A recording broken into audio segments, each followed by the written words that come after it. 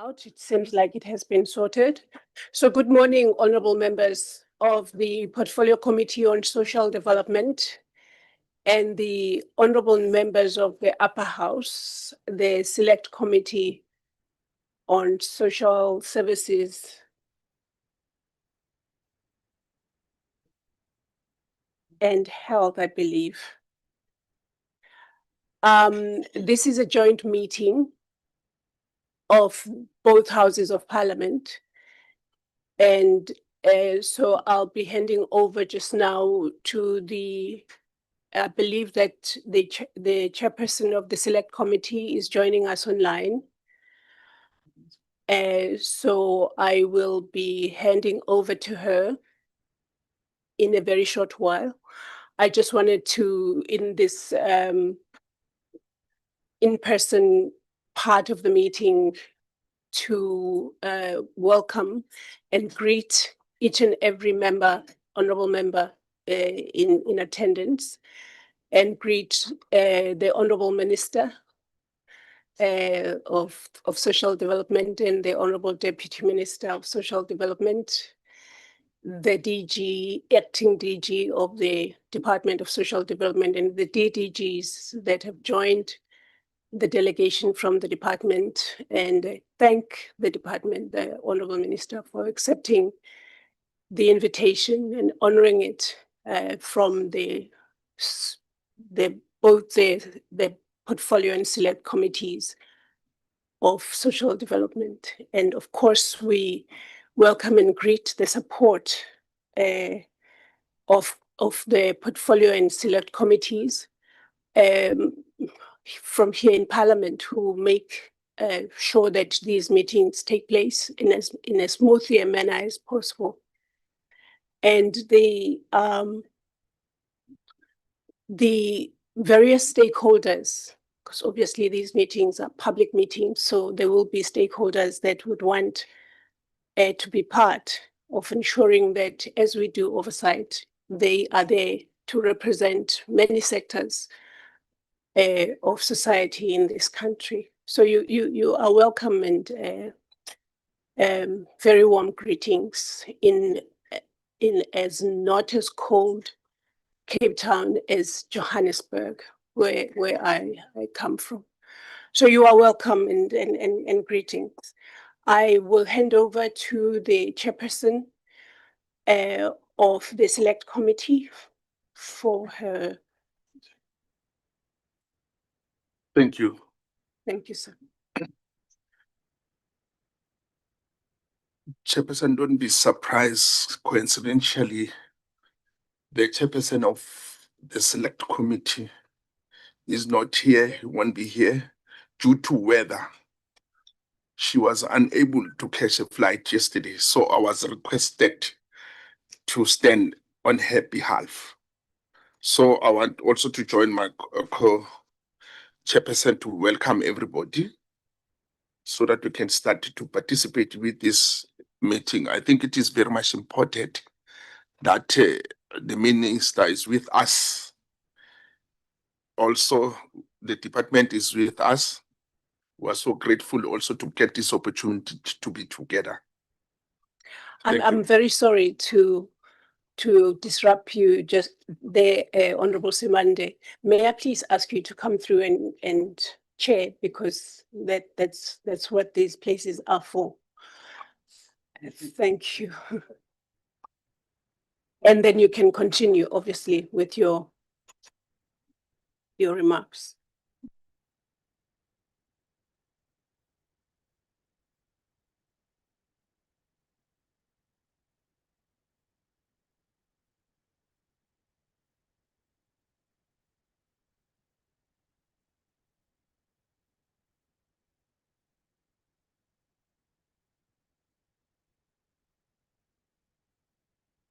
Thank you.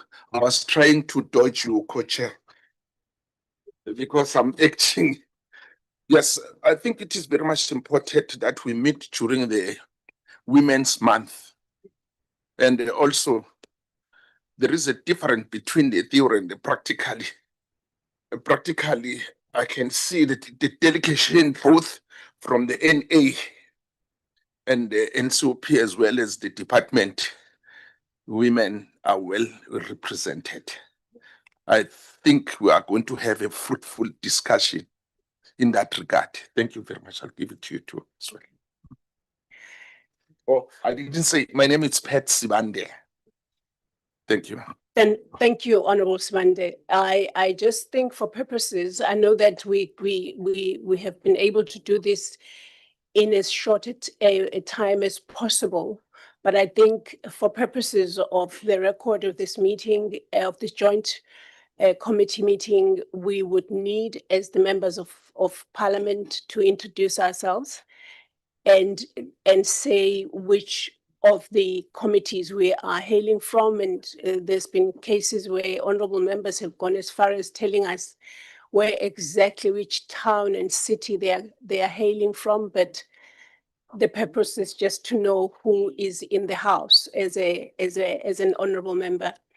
My co-chair has introduced himself as Honorable Sibande, and my name is Bridget Masango.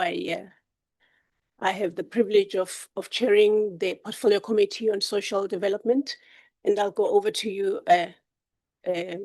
Honorable Member.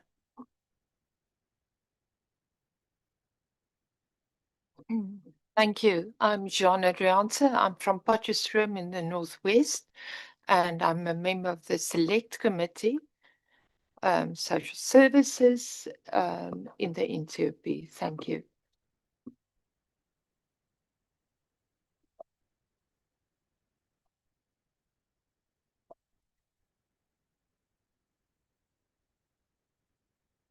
Good morning, Chair. Good morning, Minister and Deputy Minister and all honorable members. I'm Honorable Masumba. I'm part of the Select Committee on Social Development. I'm from the NCOP. Thank you very much. Good morning, Chair, Minister, Deputy Minister, Acting DG, honorable members and everyone. I am Reverend Kobaza from Pietermaritzburg, KZN. I am a member of Portfolio Committee, Social Development.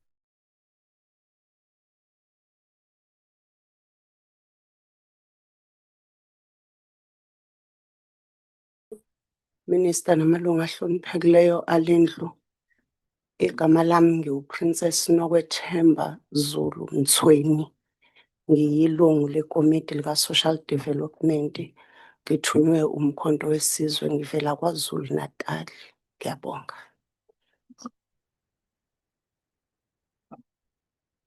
Good morning, chairs, honorable members, Minister and Deputy Minister, officials. My name is Thokozile Sokanyile. I am a member of the Portfolio Committee on Social Development. I'm deployed by the African National Congress to come to this National Assembly. Thank you. Thank you, co-chairs, Minister, Deputy Minister, officials, and committee support staff. My name is Nicola du Plessis, and I come from the icy cold province of Gauteng. Good morning to everybody. Good morning, Minister, Deputy Minister, and co-chairs and honorable members. My name is Nazli Sharif. I come from Johannesburg in Gauteng, where we don't have water now for 7 days. So nice to take a shower in Cape Town. I'll start there. And I am deployed by the Democratic Alliance. Thank you very much. Thank you. Thank you very much, Chairperson. Greetings to the Minister, the Deputy Minister, all honorable members and officials. I am Polena Makhato from Limpopo, the member of the ANC and also the member of Social Development. Thank you very much. Morning, co-chairs and the minister officials. My name is Kemzin Stanley Ramaila from Limpopo, representing the African National Congress. Thank you. I Thank you so much, honourable members, for those introductions. This for the National Assembly Committee, at least, is the second meeting with the honourable minister, and so I think we will go right ahead so that we have a clearer understanding of why we are here. I know that we've received every single presentation and agenda and so on and so forth. But I think we'll hand over to our secretary of the National Assembly Portfolio Committee to take us through the formalities for today. Thank you very much, Chair. Good morning, Chairperson. Good morning, Chairperson. Good morning, the Minister and the Deputy Minister. Sorry. My sincere apology. I've just been reminded and advised very accurately and rightly by my co-chair that we have to give the department their opportunity for doing introductions as well. And my sincere apology. Chairperson. I'm making the number of, I'm still thawing from the cold from Johannesburg. I've completely literally forgot that we have members that are joining us online. This meeting is hybrid, fully hybrid, and we are joined by honourable members online. It's over to you, members online. Good morning, Chairperson. Good morning, Ministers, Co-Chairperson, and my colleagues. My name is Paulita Mare. I'm a member of the Economic Freedom Fighters, and I'm from Bloemfontein, Mangaung, Free State. Thank you, Chairperson. Thank you, Honourable Mare. I don't know, my screen does not show. I'm also here, Chair. It's good morning, Chair, Co-Chair, Minister, Deputy Minister, and Honourables. I'm Shyla Peters from the Patriotic Alliance from Gauteng. Thank you. Thank you, Honourable Shyla Peters. I see now that they are even more members of honourable members on screen. Over to you, Honourable Graham Murray. Good morning, everybody. My name is Samantha Graham Murray. I'm a new member to the Portfolio Committee on Social Development, and I'm coming to you today from a very cold Graaff-Reinet in the Eastern Cape. I'm really looking forward to being part of this committee. Thank you. Thank you, honourable members online. I totally Chair.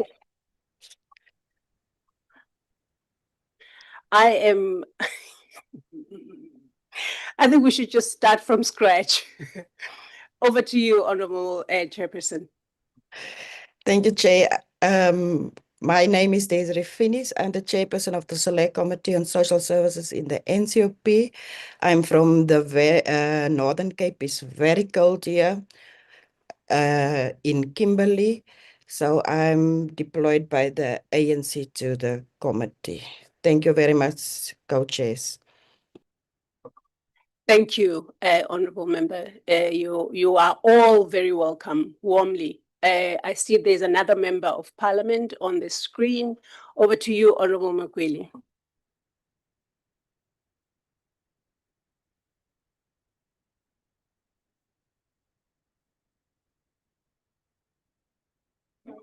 You are muted, Honourable Makweli.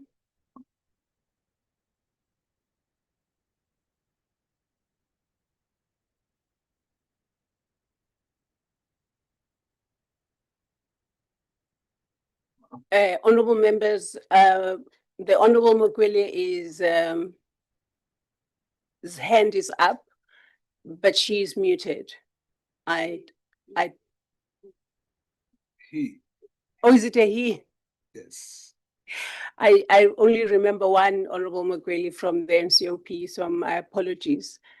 Mr. Oh, Honorable Mukwele, now he's off completely, according to my screen at least.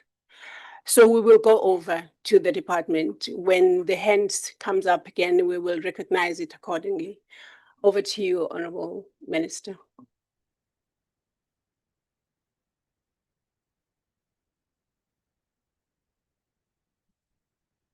Which one works? Oh, there. Thank you very much, Honorable Chairpersons of both houses. My name is Dina Pule, and I'm the Minister of Social Development. I have with me the Deputy Minister and Honorable Deputy Minister and the Acting DG and the team. I'm gonna allow them follow your example from Deputy Minister. DM, you will start by introducing yourself and we'll allow the ADG and the others. Thank you, Chair. Hanif Hendricks, I'm the Deputy Minister deployed by Al Jamaa, and this is my hometown. Welcome to Cape Town. Morning, Honorable Chair of the Portfolio Committee for Social Development and the Honorable Chair for Select Committee on Social Services and all the honorable members. I'm Kuku Kukuletu Timane. I'm the Acting Director General for Social Development.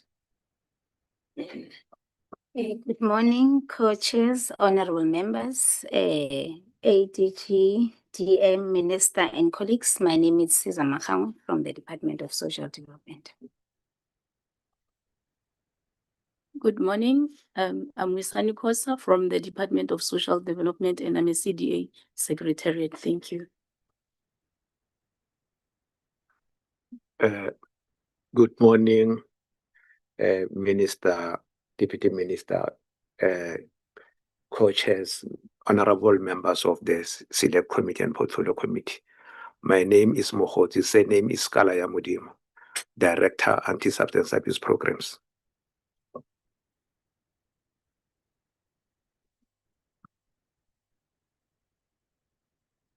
Good morning, co-chairs. Good morning to honorable members. My name is Figile Faldi.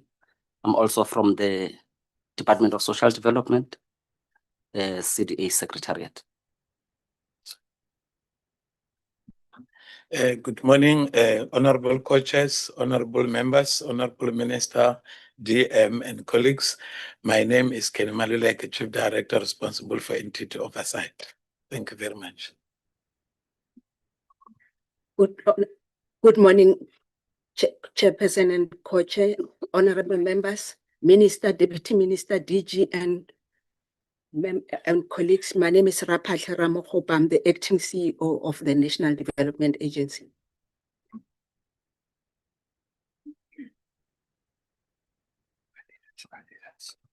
Good morning, Chairpersons, honorable members, the Minister and the DM and colleagues. My name is Thandeka Ngobo, CFO for the Department of Social Development. Thank you. Good morning, honorable co-chairs, the Minister, Deputy Minister, honorable members and colleagues. My name is Luyanda Mchochisa, Head of Legal Services. Thank you. Allow me, Chair, to stand on the observed protocol. Linaki Abram Pashamushaka, Office of the DG. Thank you.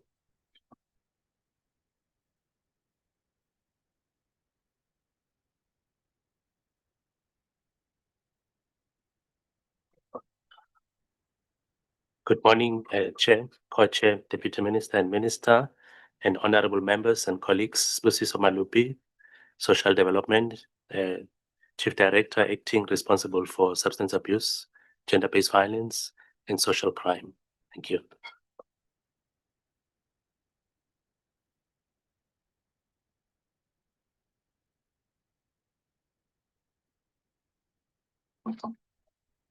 Good morning, Co-Chair. Morning, honorable members, Minister, Deputy Minister, DG, and all the colleagues. My name is Vatiswa Dlangamandla, Department of Social Development, Policy and Legislation Drafting. Thank you. Good morning, honorable members. the Minister, Deputy Minister, the Acting DG. My name is Komoso Gekai from the Office of the DG Social Development. Sorry, we didn't hear that. Come closer to the mic, please.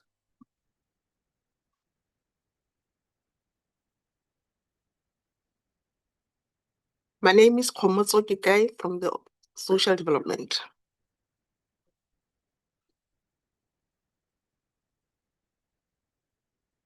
Don't think we have everyone this side. I don't want to leave any, I nearly said any stone unturned. Any person not introducing themselves. Please go ahead, ma'am. Mems.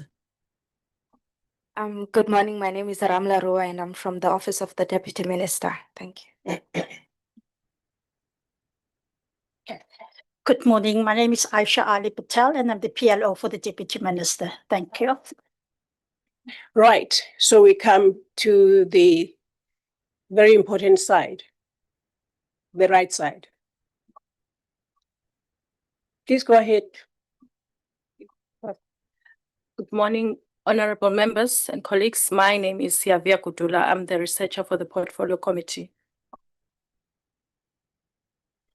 Greetings, chairpersons, and honorable members and minister and deputy minister and colleagues. I'm Moses Mwabi. I'm a researcher for Select Committee on Health. Good morning, co-chairpersons, and minister and deputy minister and members and my colleagues. My name is Yolisa Kanye. I'm the content advisor for the Portfolio Committee on Social Development. Good morning, chairpersons, honorable members, deputy minister, minister, everyone present. I'm Marcel Williams and I'm the committee secretary for the Select Committee on Social Services.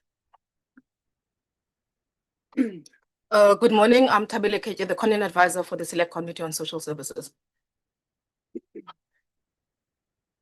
So, good morning, co-chairs. Good morning, Minister. Good morning, Division, and good morning to honorable members. My name is Sandimba Cha from the Minister's Office. Good morning, ministers, deputy ministers, and members. My name is Usibashe Gunu, and I'm with PMG. I'm a monitor. Thank you.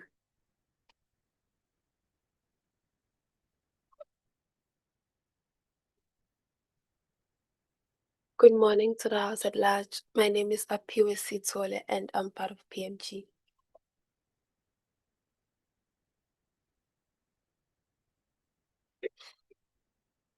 Good morning, everyone. I am Gugula Mzizi and I'm part of PMG.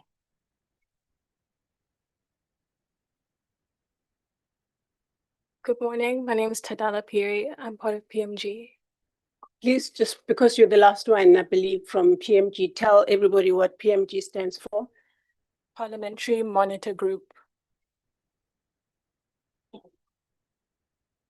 I know South Africa is a country of abbreviations. And so now that we know who is in the room, and there's no elephant, believe me, we can go over to know then what it is that we are. Oh, there's another hand on the screen. Can the hand of Honorable Noluvuyo please come through for us? Tell us who you are. Oh. Good morning, Chairperson. Good morning. Ndibulise kumphathiswa, ndibulise usekela mphathiswa, ndibulise amalungu akhona endlini ngaphakathi onke. Igama lam ndinguNoluvuyo Thafeni, ndililungu lale komiti ka-Social Development, ndideploye i-Economic Freedom Fighters apha ePalamente kwi-National Assembly, ndiphuma e-Eastern Cape. Enkosi, Chair.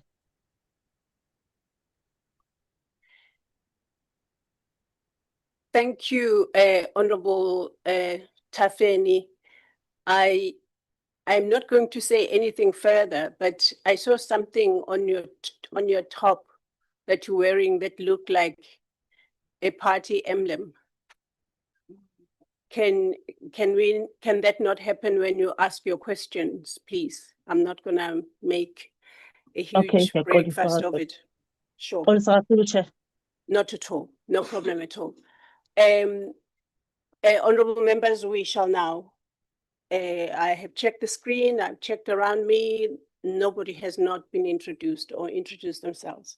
Over to you, Lindiwe. Thank you very much, Chair. Let me also introduce myself. My name is Lindy Wensabo. I'm the Committee Secretary for the Portfolio Committee on Social Development. Chair, my role, as you have handed over this responsibility, is to take the joint committees through the agenda of today for its consideration and adoption, Chair. Chair, you've already welcomed co-chairs, everyone. The confirmation of MPs and officials, we have just done that. Chair, I don't have any apologies from me. The one from Ms. Peters, she joined online. Chair, after that, we will proceed. Okay. Chair, sorry, the select committee, are there any apologies? Thank you, Lindiwe. Again, Chairperson, my name is Marcel Williams, and for the Select Committee on Social Services, we have an apology from Member Finney, Kennedy, and Breed. Thank you, Chair. Thank you very much, Chair. And then, Chair, we will proceed after adopting of the agenda of the day, and apologies to receive an overview by the Minister. And then, Chair, will proceed to the agenda of the day, where we'll receive a briefing from the Department of Social Development on issues raised during the presentation of the Central Drug Authority's 2024-2025 annual report. And then we'll embark on deliberations, and then we'll receive responses from the department. Chair, from 12:30 to 12:50, supposedly there is an election of the subcommittee of CDA board recruitment process. Chair, I just want to provide a guidance for the indulgent by this committee around this process. I've had a discussion with the chairperson and also Marcel. I think she also spoke to her chairperson regarding this agenda item. I just want to give a context and a background that there was a referral from the Speaker of the National Assembly on the 19th of February, and subsequently for the NCOP, I think it was around 16 May, for joint committees to embark on a process to shortlist, interview, and make recommendations of members to serve on CDA board. The term of office of CDA board expired on the 31st of March this year. Since then, the board is no longer functional. And then now, for us to embark on the process, the rules of the National Assembly, as well as the NCOP and joint rules, provides for a parent committee to establish a subcommittee to do a certain task. And then the subcommittee is accountable to the parent committee. So we deem it important for the entire members of both committees to be in an opportunity to receive a briefing from DSD on the CDA recruitment process before there is election of the subcommittee, so that you understand what this subcommittee is supposed to be doing. Also, Chair and members, there was an attempt from chairpersons to request for an extension of the CDA board, knowing that the substance abuse is very rife in the country. We sought a legal advice from the legal services, whether we can be able to extend the CDA retrospectively. I think around about May, when the chairperson saw that it would be prudent to have a board. The CDA, the legal opinion came back stating that there's no law that allows for the extension of board retrospectively. Also, Chair, there was also another request from an organization, I wrote it down, from the Secretary General of the Harm Demand Supply Reduction, which is the Federation of South Africa. The request was forwarded to chairperson on the 20th of July, suggesting that the Parliament must establish an interim CDA board. We took that request as well by instruction of the chairperson to the legal services to get guidance or an opinion on the matter. They came back again to say that there's no law that allows for an establishment of the CDA board. So the term of office ceases to exist on the 30th of March. So we are faced with that predicament, member, of having not have a CDA board. So Chair and members, we thought it would be important for this process to elect a subcommittee. Firstly, to have a joint committee of this nature, where we'll invite the department to brief the committee on the CDA process, how many applicants, when was the advert out, etc. And at the same time, we'll also invite the legal services to present the two opinions for the committee. So I think after that, the content and research team will just synopsis of how many applicants and in terms of analysis, so that we can have a bigger picture as all members of this committee. It will after then that the committee can be subjected to elect the members to serve in the subcommittee. In 2020, where we make recommendation to the minister, there was a subcommittee established, and then there were 4 members from the NCOP and 4 members from the National Assembly.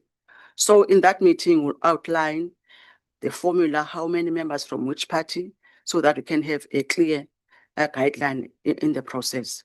Therefore, members, I will put on you that this agenda item be deferred until all the information on the context are just given can be considered, and then we can have another meeting, a joint committee meeting, where you will receive these briefings from the respective stakeholders. Thank you very much, Chair. And then, Chair, from 12:15 to 1 o'clock, there will be a closing remarks and the meeting will adjourn. Chair, I will hand over to you to take over the facilitation and adoption of the agenda. Thank you very much. Thank you, Lindwe. Honorable members of the joint committee, I would like to hand over to you the agenda with the amendment for whose consideration and agreement we are requested, and so that we can go ahead with the work. Honorable Adrianse. Thank you, Honourable Chairpersons. I move to adopt the agenda as is with the amended agenda. Thank you. Thank you, Honorable Member. Honorable Sokanyile. Thank you very much, Chairperson. I want to second the honourable member on agreeing to the proposal that or on the amended agenda, but also on that item when it says it's a CDA Central Drug Authority Board. Are we saying that we want the board members, or is it a CDA members only? I wanted to check that so that next time, maybe if we're going to be, we're told if we have the board members in that CDA or what. So when we are being put on board with the issues of the CDA, otherwise I'm agreeing to the amendment, because now we have a board and yet it's an authority. I thought it's an authority. The members of the Central Drug Authority. Thank you. Thank you, Chairperson. Let me clarify it. I think we are on the right track because the agenda was adopted and seconded. But the issue which you are raising, I think, is going to come the day this issue when it comes back again, whereby all the nitty-gritties are supposed to be clarified and explained. But at the moment, I propose that we go to the next item, which is the overview by the minister.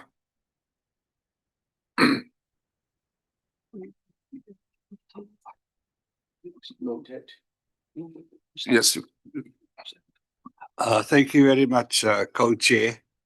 I want to just make a comment on the amendment, which is the election of the subcommittee on the CDA board recruitment process. We heard earlier on that the DSD submitted the applicants for serving on the board in February already. And those applicants must have applied for the position even in the previous year. So to delay the election of the members of the CDA is a concern. Normally, if I looked at previous years, the Speaker and the Portfolio Committee, when DSD submitted the names, they would act within 2 months.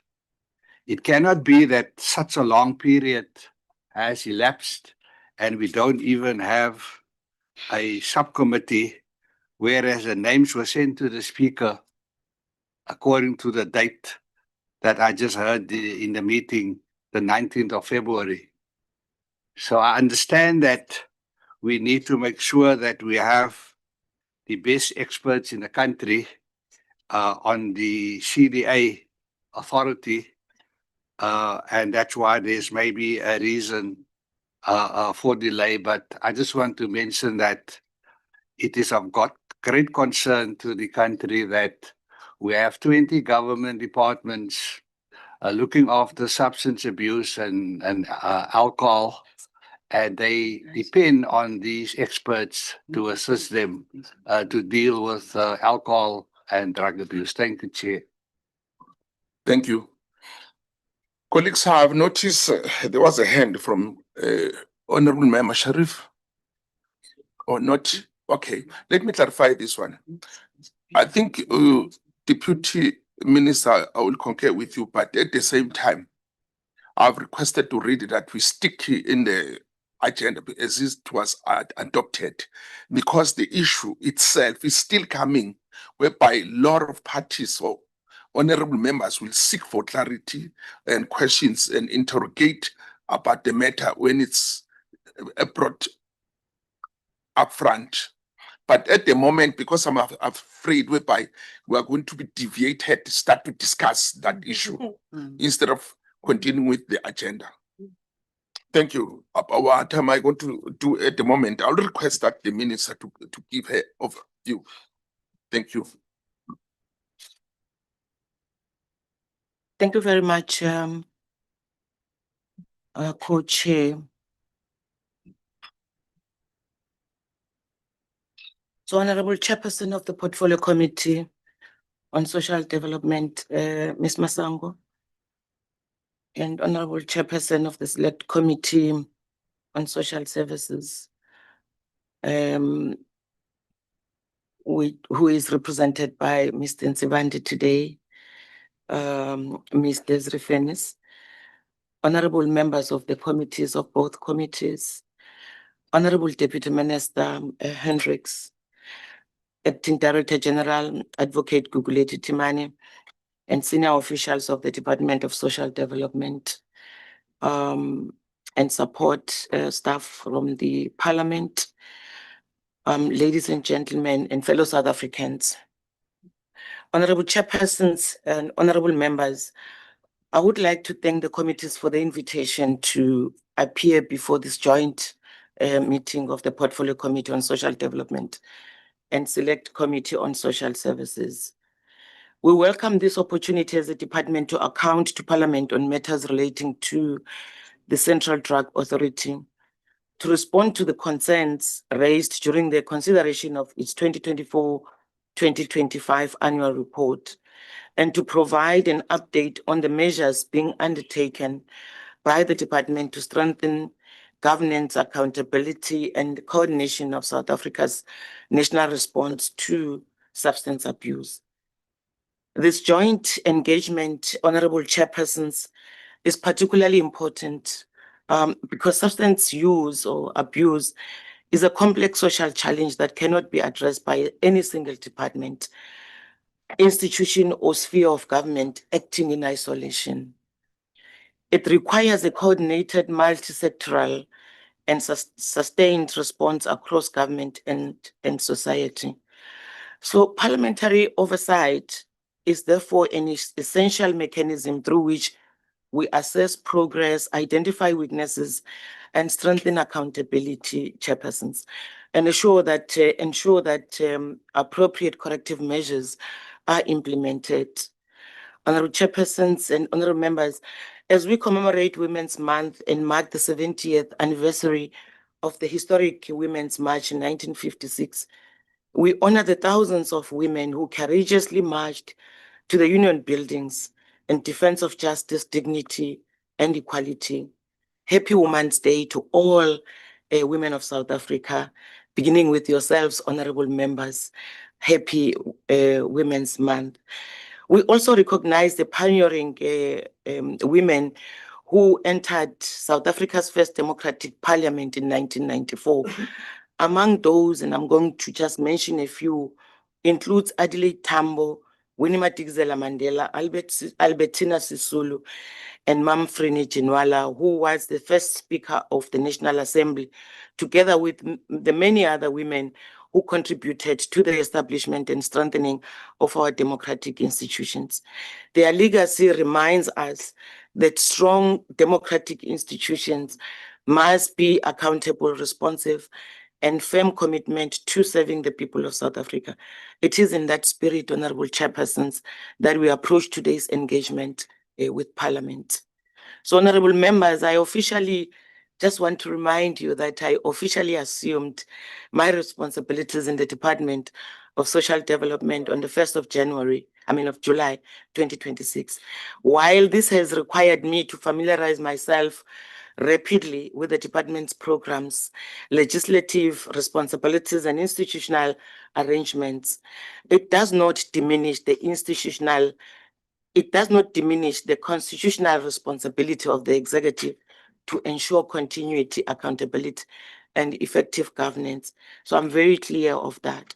The matters before us today relate in significant part to a period that predates my assumption of the office. Nevertheless, chairpersons, I fully recognize the responsibility of the department and the executive to account to Parliament, and importantly, to ensure that weaknesses identified through oversight are appropriately addressed. We are dealing with a matter of significant public importance today. Substance abuse has far-reaching consequences for individuals, families, and communities, while the effectiveness of the institutional arrangements established to coordinate the national response is critical to addressing these challenges. The Central Drug Authority is established in terms of Section 53 of the Prevention of and Treatment for Substance Abuse Act 2008, which is Act number 70 of 2008. Its functions include providing oversight, coordination, and monitoring in relation to the implementation of the National Drug Master Plan in collaboration with relevant government departments and other stakeholders. The legislative framework provides for the participation of both independent members and representatives of government departments.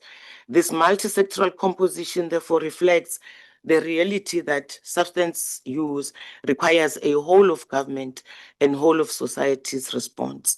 So, honorable chairpersons and honorable members, following the presentation and consideration of the 2024-2025 Central Drug Authority Annual Report, the committees sitting here today raised important concerns relating to governance, financial management, institutional capacity, reporting, and the implementation of and monitoring of the National Drug Master Plan. The department therefore acknowledged these concerns and takes them very seriously, Honorable Chairpersons. We have accordingly prepared responses to the questions and supporting information addressing the matters raised by the committees. The Acting Director General and the relevant officials will, during the course of this engagement, provide detailed factual, financial, and operational information to enable the committees to interrogate these matters fully. However, our approach, Honorable Chairpersons, cannot be limited to responding retrospectively to the concerns raised. I thought we must also ensure that the lessons arising from the period under review are translated into practical and sustainable measures that strengthen the functioning of the Central Drug Authority and improve the broader national response to substance abuse. So, honorable members, since the period under review, the department has undertaken a number of measures aimed at strengthening the institutional capacity supporting the work of the Central Drug Authority. These measures include strengthening the Central Drug Authority Secretariat, providing for its establishment as a directorate, strengthening its leadership capacity, and improving arrangements for the management and monitoring of resources allocated to support its functions. The objective is to ensure that the Secretariat has the appropriate institutional capacity, leadership, and systems required to support the authority effectively in fulfilling its coordination, monitoring, and reporting responsibilities. The department is also strengthening reporting arrangements with the relevant governing institutions participating in the implementation of the National Drug Master Plan. So the department, in the process towards the appointment of the 13 independent members of the Central Drug Authority, is being processed in accordance with the applicable legislative and administrative requirements, as you have raised this morning, Honorable Chairperson. I also just want to request that as you process this matter as portfolio committees, please do note that I want to request that the committees refer to chapter, I think it's chapter 10 of the Act, because then it talks about the establishment of the authority. It also talks about the responsibilities and everyone else who participates there. And I'm requesting that when you do that, Chairperson, you assist the department in making sure that the qualifications or how would I call it?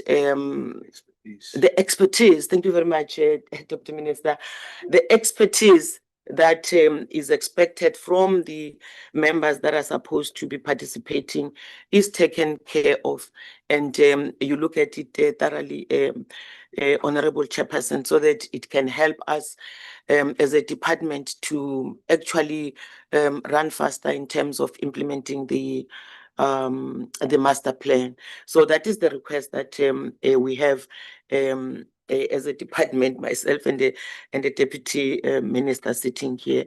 So in parallel, the department has also engaged the relevant 21 state organs regarding the confirmation of their representatives of the Central Drug Authority. And that actually emphasizes the fact that the authority is not only the 13 members, but it includes the other 21 departments that are participating that have been indicated in chapter 10 of the Act.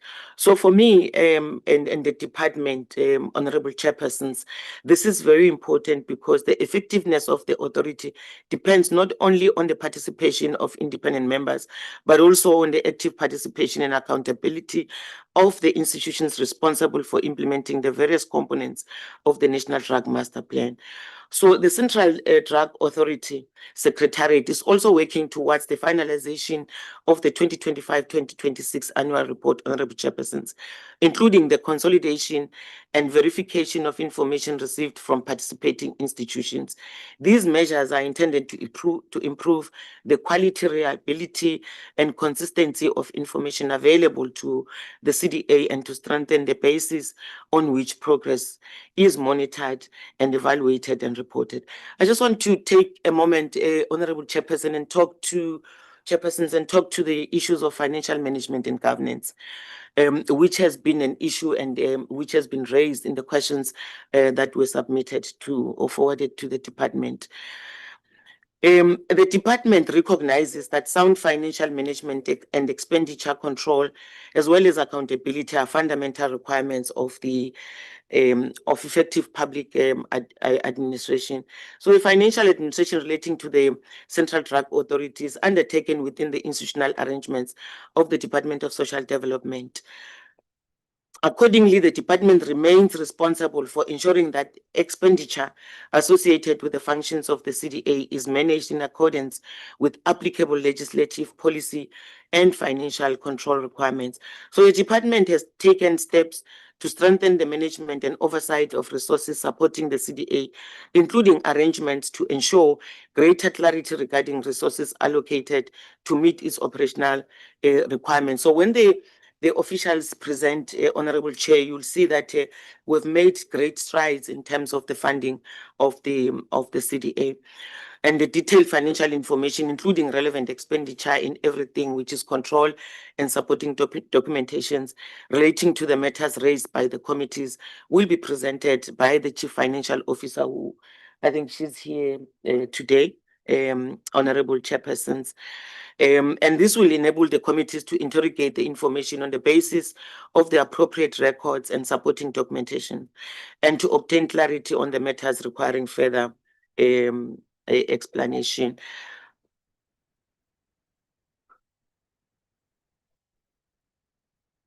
So as I conclude, Honorable Chairpersons, I want to say that the department remains committed to working with all these partners that we've mentioned above to strengthen our collective response to substance use disorders and to ensure that individuals, families, and communities receive the support they need.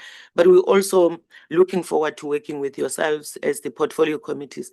And please do guide us where you think that we're getting out of hand, because you are oversighting on us, and we have to make sure that we do exactly that which is our responsibility as the department. So at every given time, Honorable Chairpersons, I want to request that you don't wait for the portfolio committee for us to appear at the portfolio committee, but please do interact with us in the department.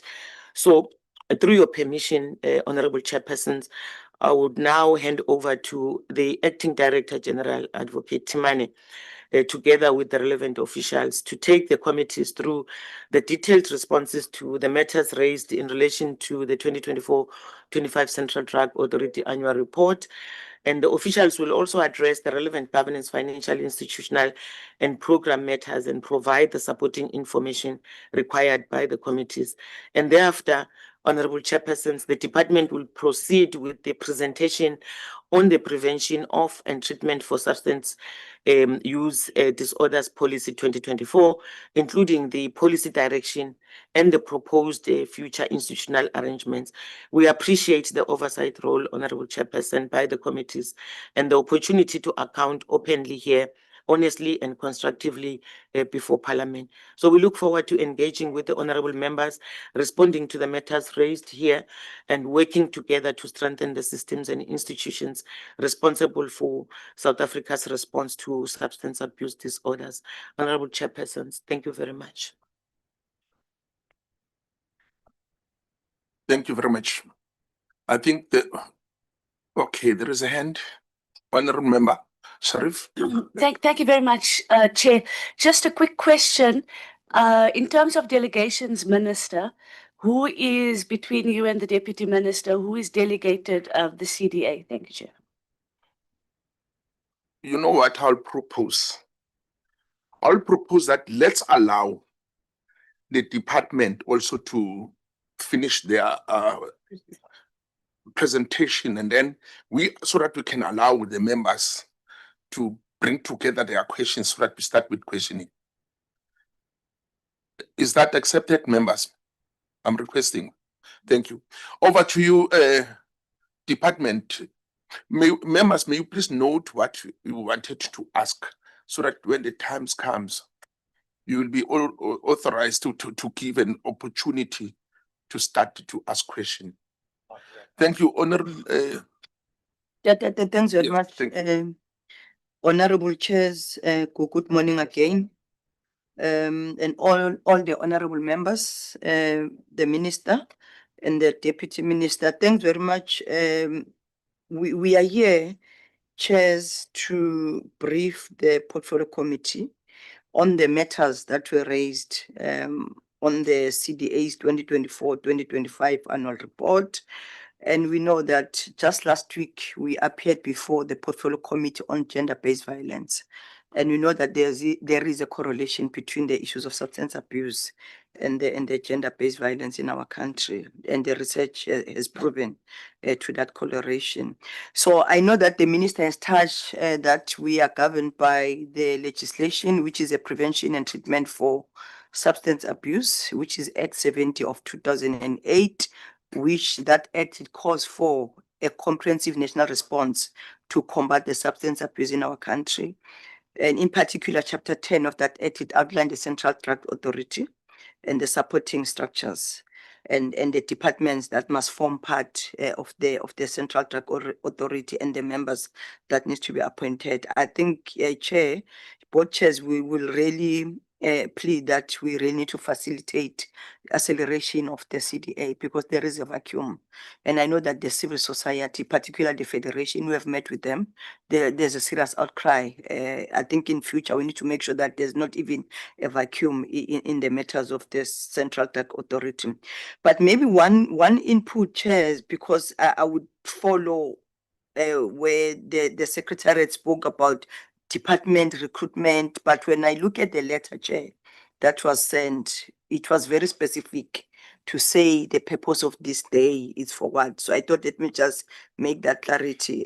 Because we have prepared according to the letter, Chair, there's a letter that is dated the 22nd of July, addressed to the minister, the deputy minister, and myself, and it's very clear that it is a joint meeting. Portfolio Committee on Social Development and Select Committee. And then on the agenda is very specific to say it's a briefing by the Department on Social Development on issues raised during CDA's 2024-2025 annual report. And then they gave us specific to say these are the matters that you need to focus on, the issues of over expenditure, the issues of audited statement, and the issues of review of the CDA policy. I thought let me just make that clear because we have prepared according to this letter, Chair. But if we have to provide some information, the colleagues are here in terms of the recruitment process. I thought let me just clarify to say we have prepared according to the letter that we have received. So on that note, chairs and honorable members, allow me to hand over to the Deputy Director General, Mrs. Mahangwe, who's going to take us through the presentation based on the letter that we have received and the aspects. And we have tried by all means, as the minister has outlined, to respond on the outstanding matters. Over to you, DTG. Thank you, ADG. Co-chairs, we are still struggling with the connectivity. So the secretariat was assisting us right now. So I don't know if we are ready. You are at the moment, DDG, a co-host to the system, so you can. Uyisani is a co-host. Uyisani is a co-host. And actually, each and every honorable member in this room has received hard copies of this presentation. So I think we can go ahead, honorable members, if you agree with me, without any waste of time. We all have the hard copies. If you could please just go ahead and present. It doesn't have to be on any screen. It would be nice for us to follow on the screen, but we can just save time and present accordingly. Thank you.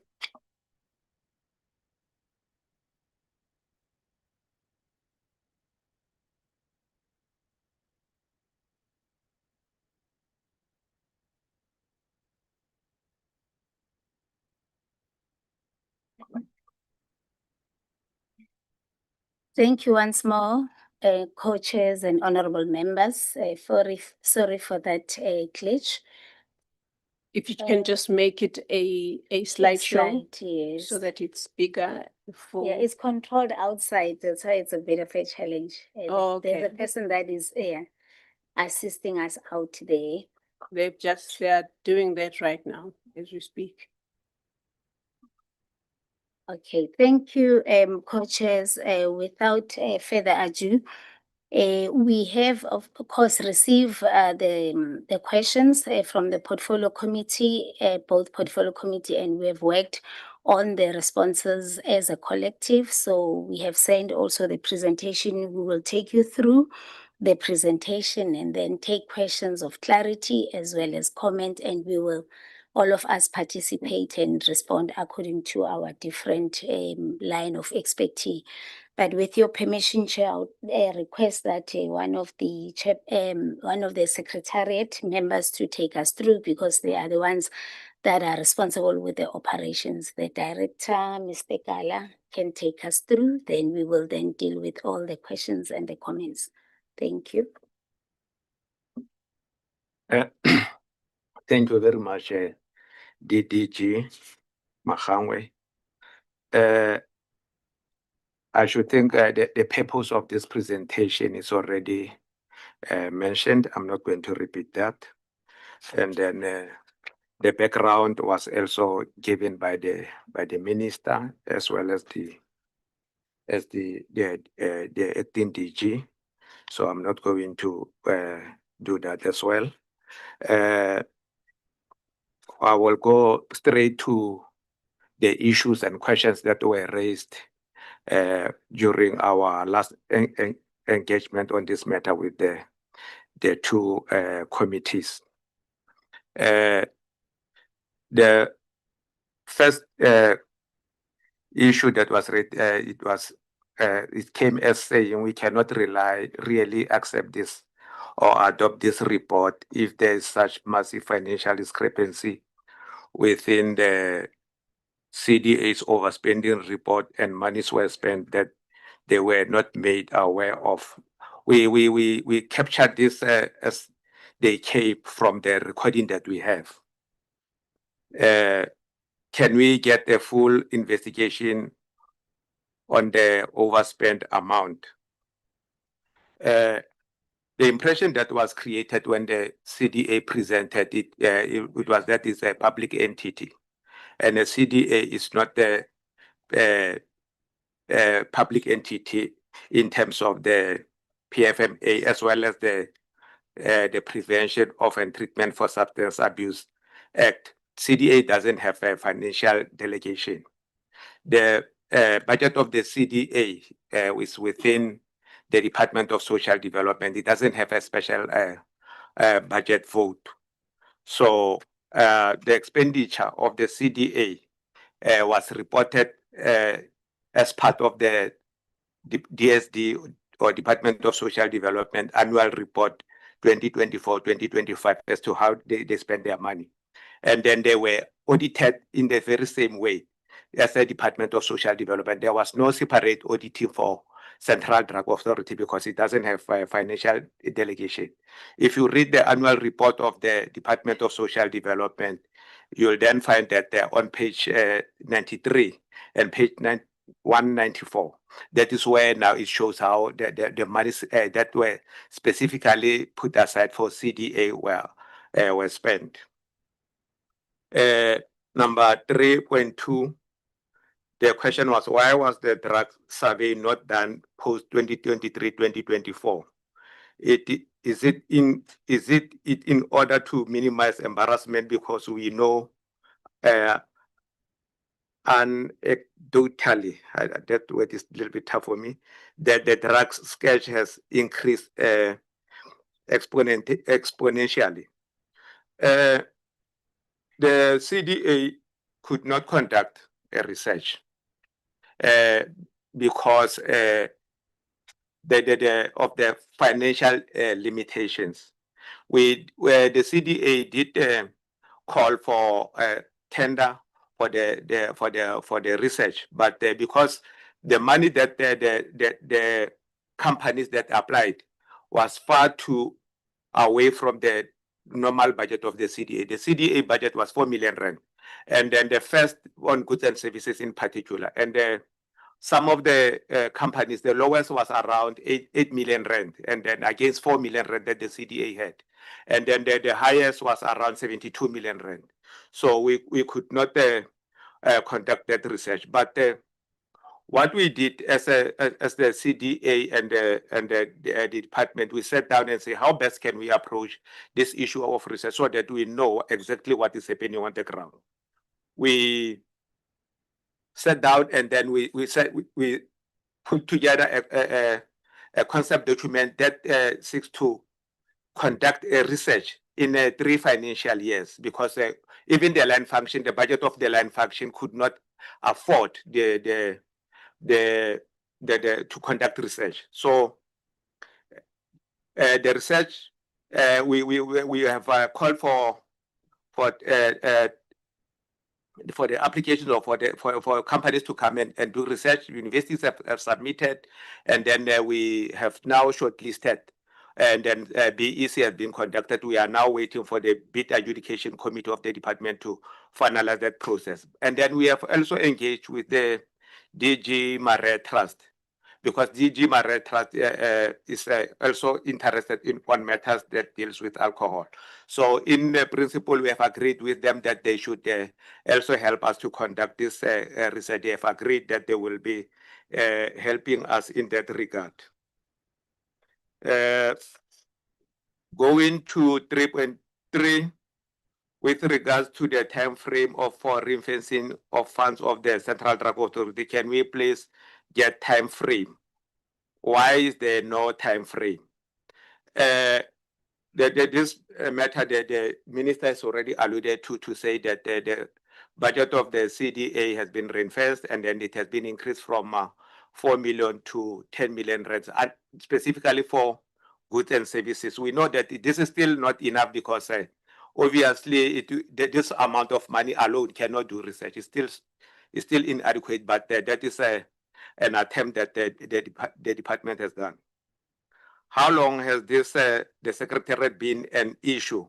What exactly is the hold up that the secretariat is not functioning and capacitated to its full capacity? Where the minister has already indicated that we have appointed a director with 3 deputy directors and 3 administrative staff. That has already been done effective from the 1st of April 2026. 3.5, what exactly is the plan to ensure that communication goes out on this, that every single public representative or local councillor and official, are they aware of their role within the National Drug Master Plan? What we can say is that we developed a communication plan together with the GCIS to ensure that our public is aware of what is happening in the National Drug Master Plan. We further had several meetings with COGTA, SALGA, various municipalities, local drug action committees. We have capacitated them throughout.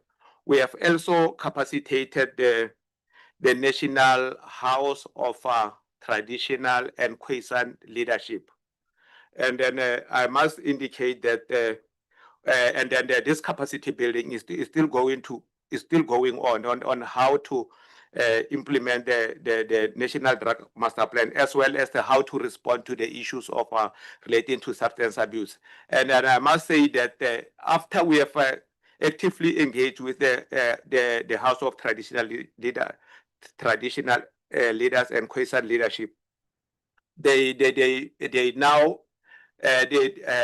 became the model in Africa. They've been called to present the model to the AU, and then they are leading in this particular aspect at the AU level. So that is an achievement that we can be proud of ourselves.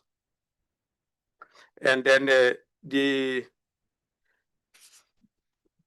3.6, it says I'm concerned about the overspending on compensation of employees. Why is that happening?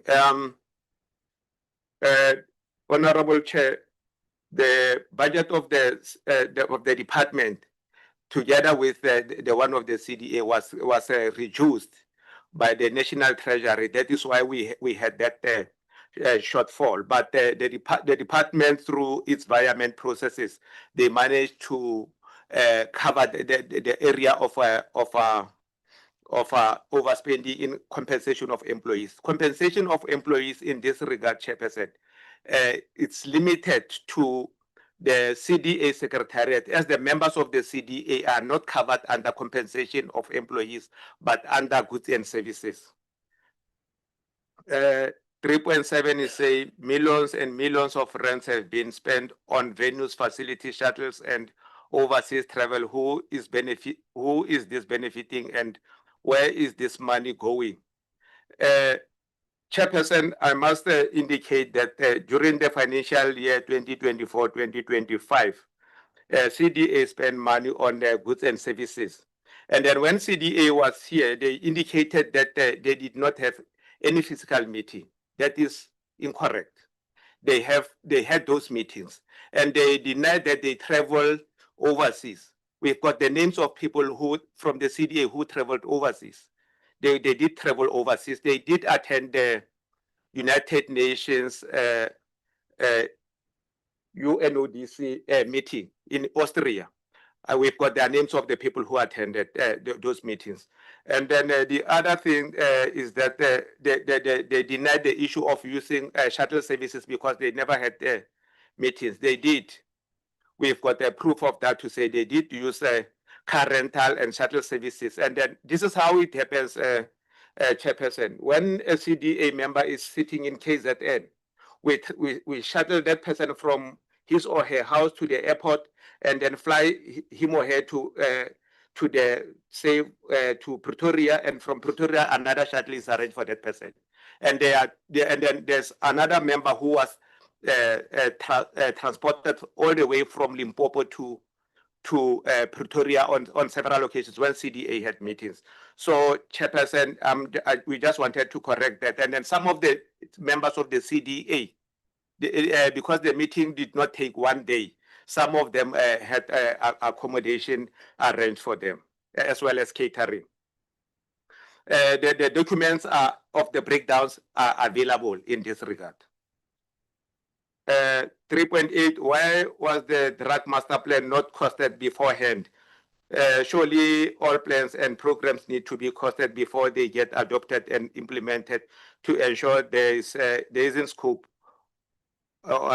creep.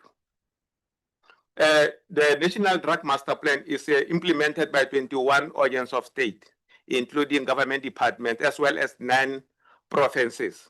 So each and every state organ or department costs its own activities, and they are the one who set target for themselves. If you look into at the back of the National Drug Master Plan, you will find that there is a implementation plan, and those targets were set by the department themselves, and they've costed their own activities. Each department has to, or organ of state have to develop what we used to call mini drug master plan, or in simple terms, operational plan, as well as the provinces. They have to do the same. The departments or state organs have to do the same. The local drug action committees have to do the same as well. 3.9, I want to know if the CDA is going to endorse the National Drug Master Plan. The responsibility of the adoption of endorsement of the National Drug Master Plan rests with Cabinet. It's not the responsibility of the CDA. The Minister of Social Development is the one who introduced the National Drug Master Plan to Cabinet, and the Cabinet is the one that endorse the reviewed National Drug Master Plan. The responsibility of the Central Drug Authority is to recommend the review of the National Drug Master Plan to Parliament, not to develop the National Drug Master Plan. The previous 3.10, the previous Drug Master Plan, why did it fail? Why was it not activated? We've got stakeholders who resigned because there was no productivity. How is this term going to be different from the previous term? We want to say that the National Drug Master Plan did not fail. And then because for 2024-2025 financial year, we did receive reports from all the 9 provincial substance abuse forum who got their reports from local drug action committees to develop the provincial substance abuse forum. And then we did get the information from 10 departments. Yes, some departments did not submit during that time. And then there's a question that says some of the members of the portfolio committee resigned because of no productivity. The letters that we received from the two members who resigned from the CDA. One is because the was elevated. He was elevated to be a politician and is a member of this particular portfolio committee. And then the other one was elevated. He joined the United Nations Office on Drugs and Crime. So there was no letter. Their letter states that no one has ever said that I'm resigning because there's no productivity within the CDA. 3.11, I know the PISA in KZN is not active, and yet here it is stated that they are active.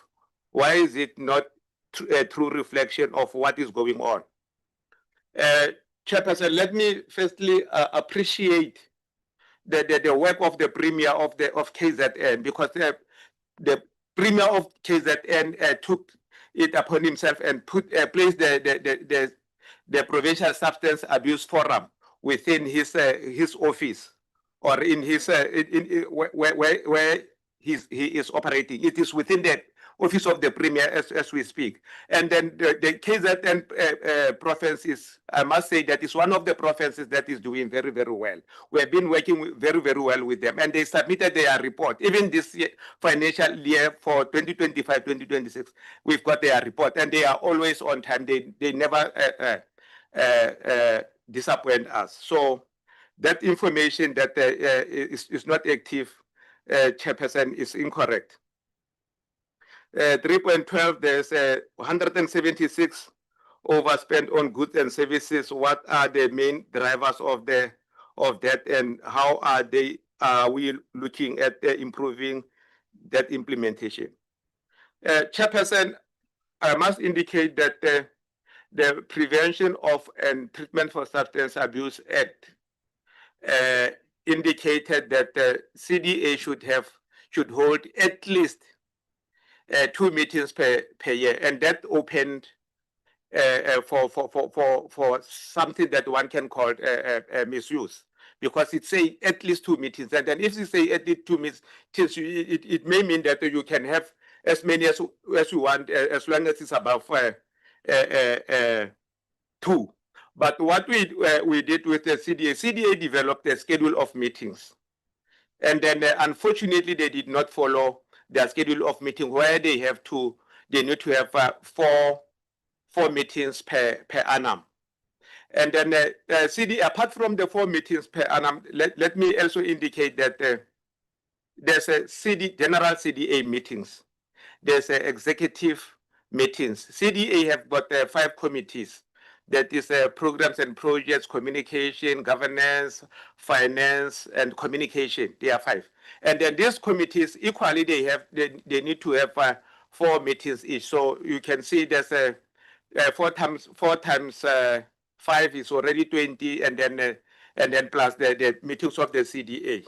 So mostly CDA had a lot of more meetings than what they set in their own schedule.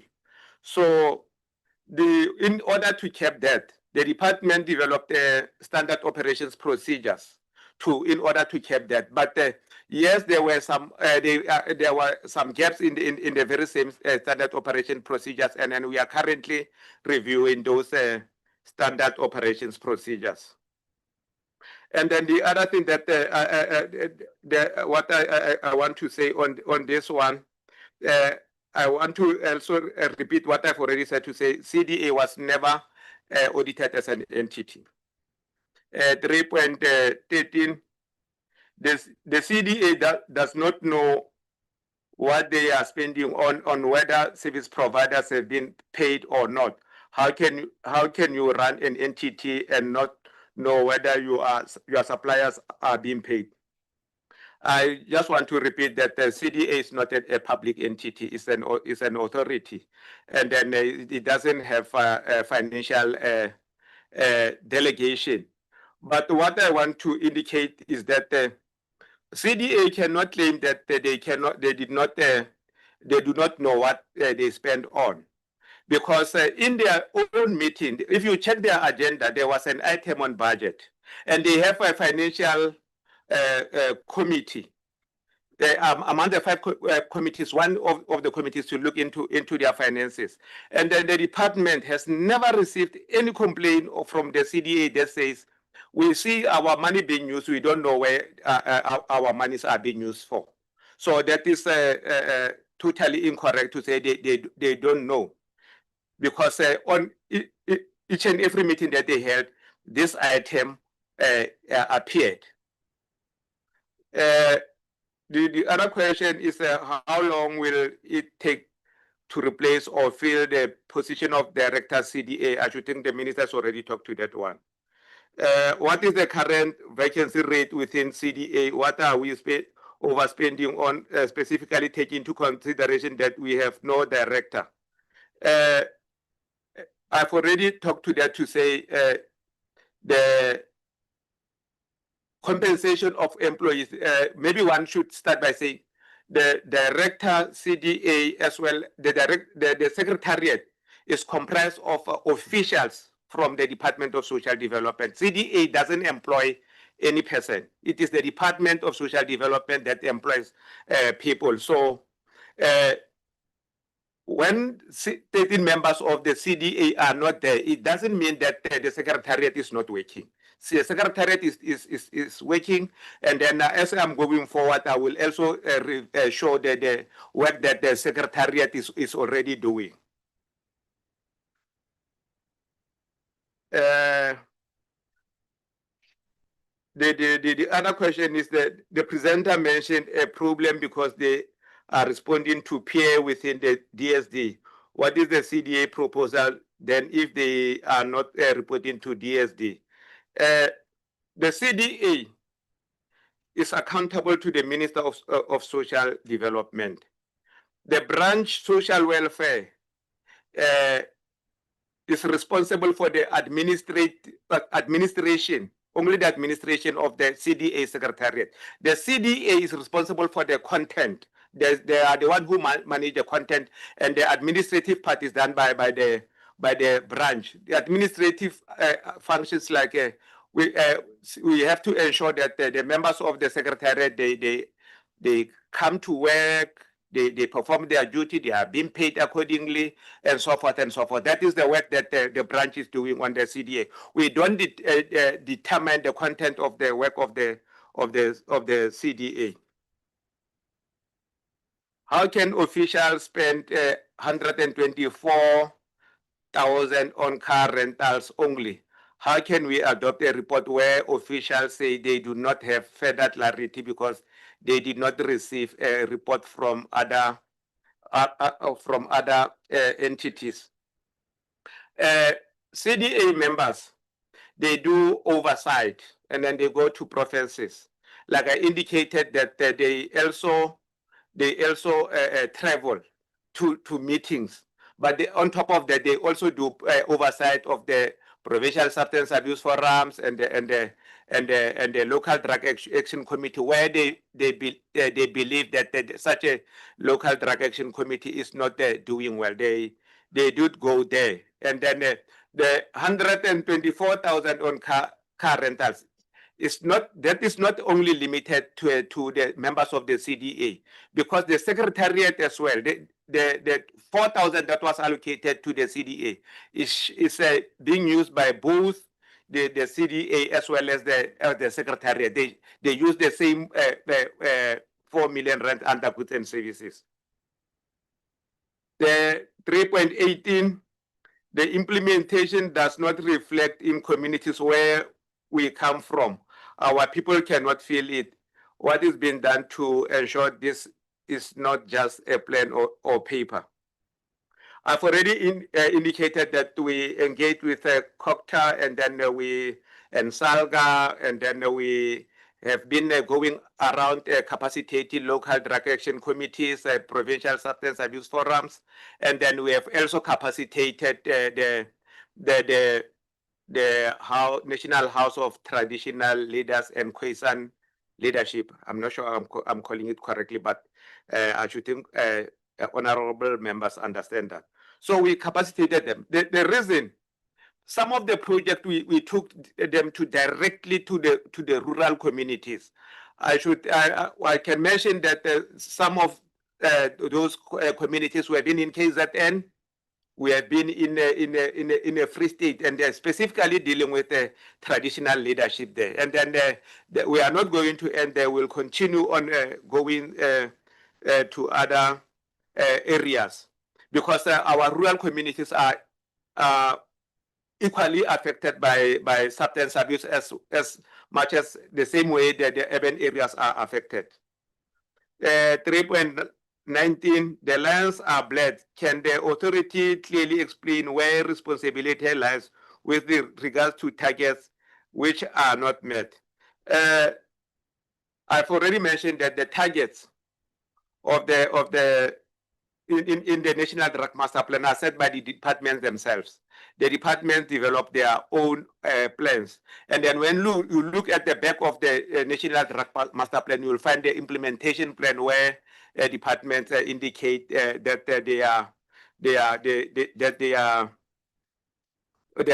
where they indicate their work. But what I can say is that, like earlier on, I said that 10 departments during 2024-2025, only 10 departments submitted and 9 provinces.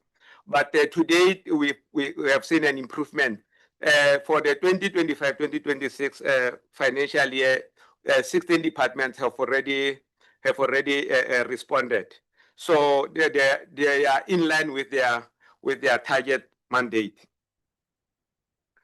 10 government departments submitted reports, but others didn't. What consequence management steps were followed for these departments? I've already mentioned that there was we wrote to those departments. Letters went out to those departments, and then those departments have now improved. That is why today we have received 16. But there are letters that the acting DG has sent to the departments, 5 departments that have not yet submitted, to say they should up their game. 3.21. What are the CDA's plans to monitor the effectiveness of local drug action committees? At the moment, they are simply counting whether they exist rather than monitoring the effectiveness. The Secretariat has started with the auditing of local drug action committees to determine as to whether they are able to implement the National Drug Master Plan effectively. I've already indicated that each local drug action plan has its own, what we used to refer as the mini drug master plan, but it's basically an implementation plan or a local plan.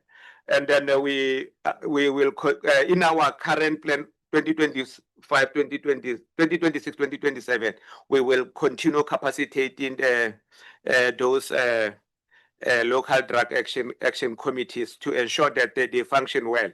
Yes, we do have challenges in that at the top, the central drug members of the Central Drug Authority who are independent, they got paid when they attend meeting or when they do some work, when they do oversight and so forth. But when you go down, even though the act indicates that the mayor is responsible for making sure that the funds are available for the functioning of the local drug action committees, those members at the provincial substance abuse forums and local drug action committees, they are not paid like the members of the CDA at national level. That is a discrepancy that is there.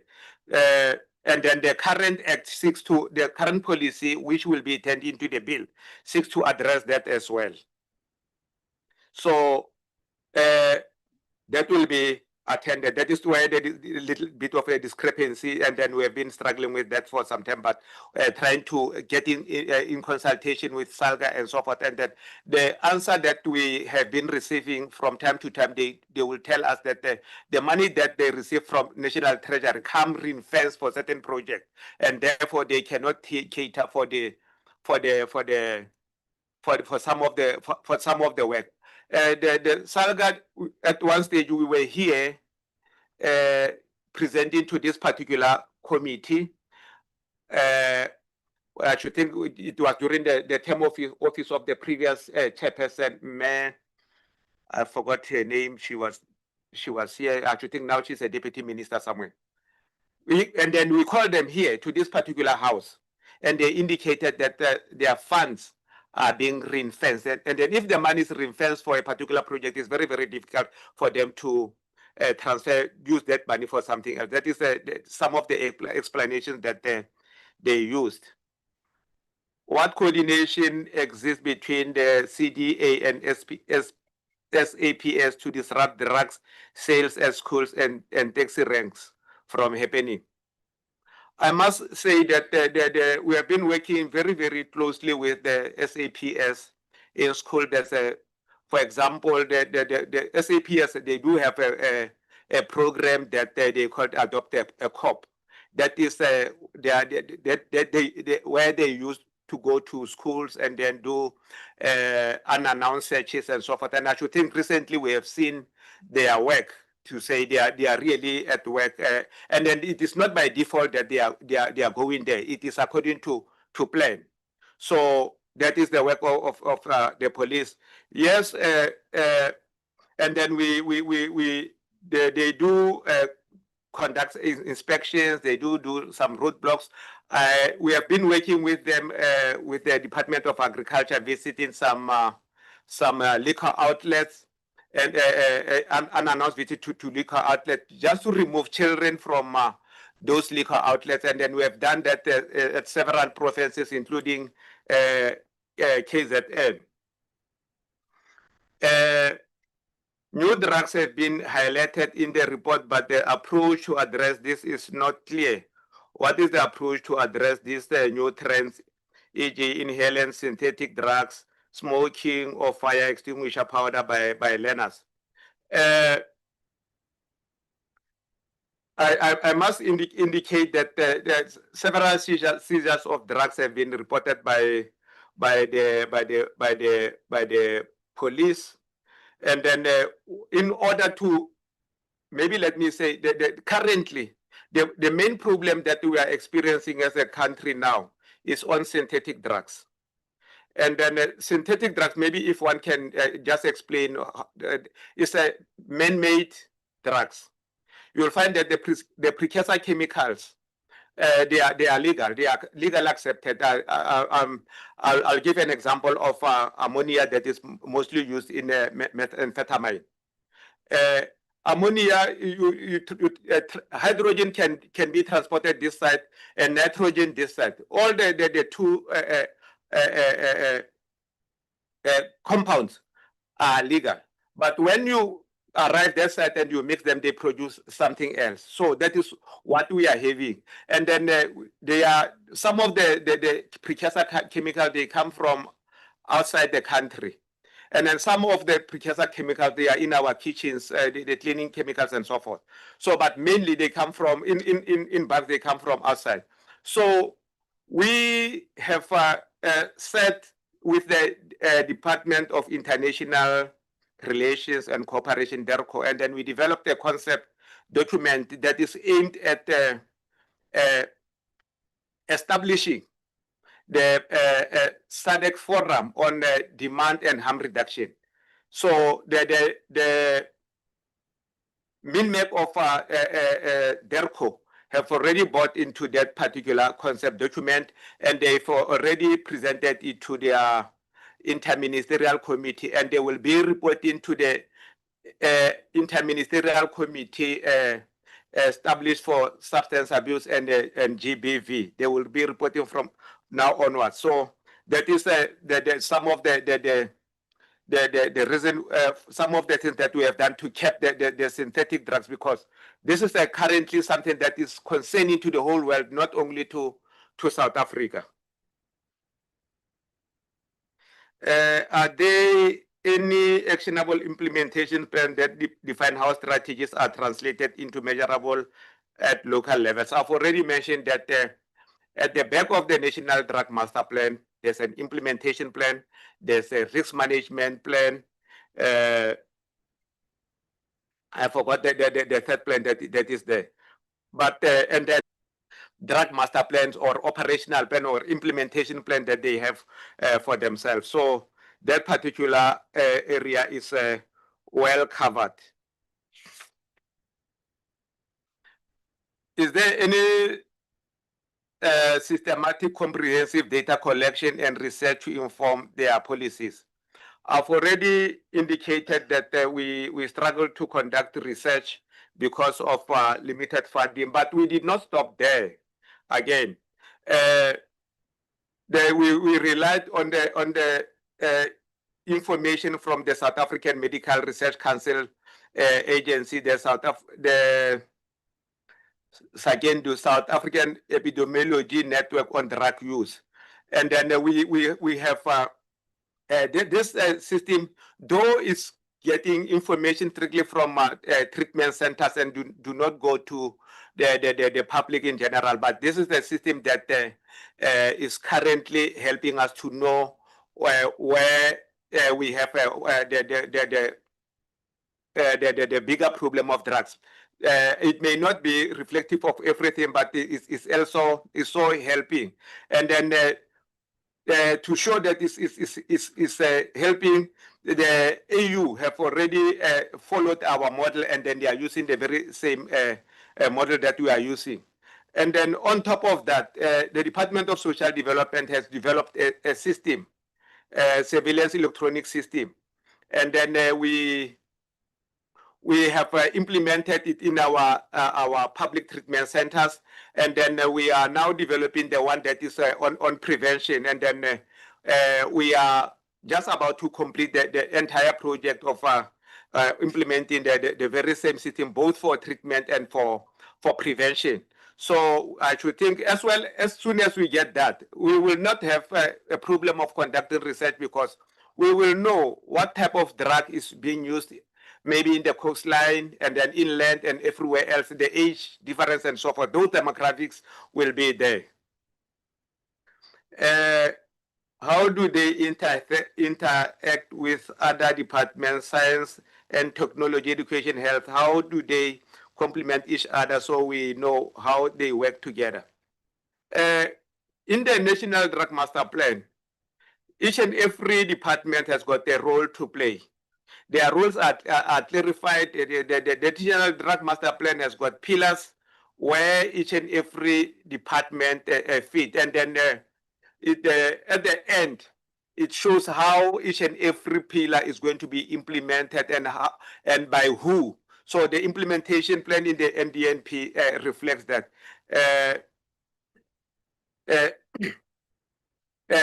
Maybe let me stop there. 3.27, if they bring a report but are unable to account with finances, how can they expect us to adopt it? I've already indicated that the presentation that was made by CDA, that they don't know how they spend their money. That information is very much inaccurate. because even that we do have the breakdown of what they spend on. Even the people who were paid, their names are there. So who are paid for attending meetings, we do have that list. And maybe the CFO, when he made a presentation, he will also allude to that. And then I've indicated that the expenditure of the CDA is also reflected in the annual report of the department in page 93 and 194. So that can be reference can be made to that. The AG raised operational inefficiencies, leadership instability, and weak control. How are these specific findings being corrected? What we can say that during 2024-2025, there was no finding against the CDA. And then I've already indicated that the issues that we had to intensify the standard operations procedures. And then they were developed, and then we are currently reviewing those standard operational procedures to ensure that the governance is strengthened.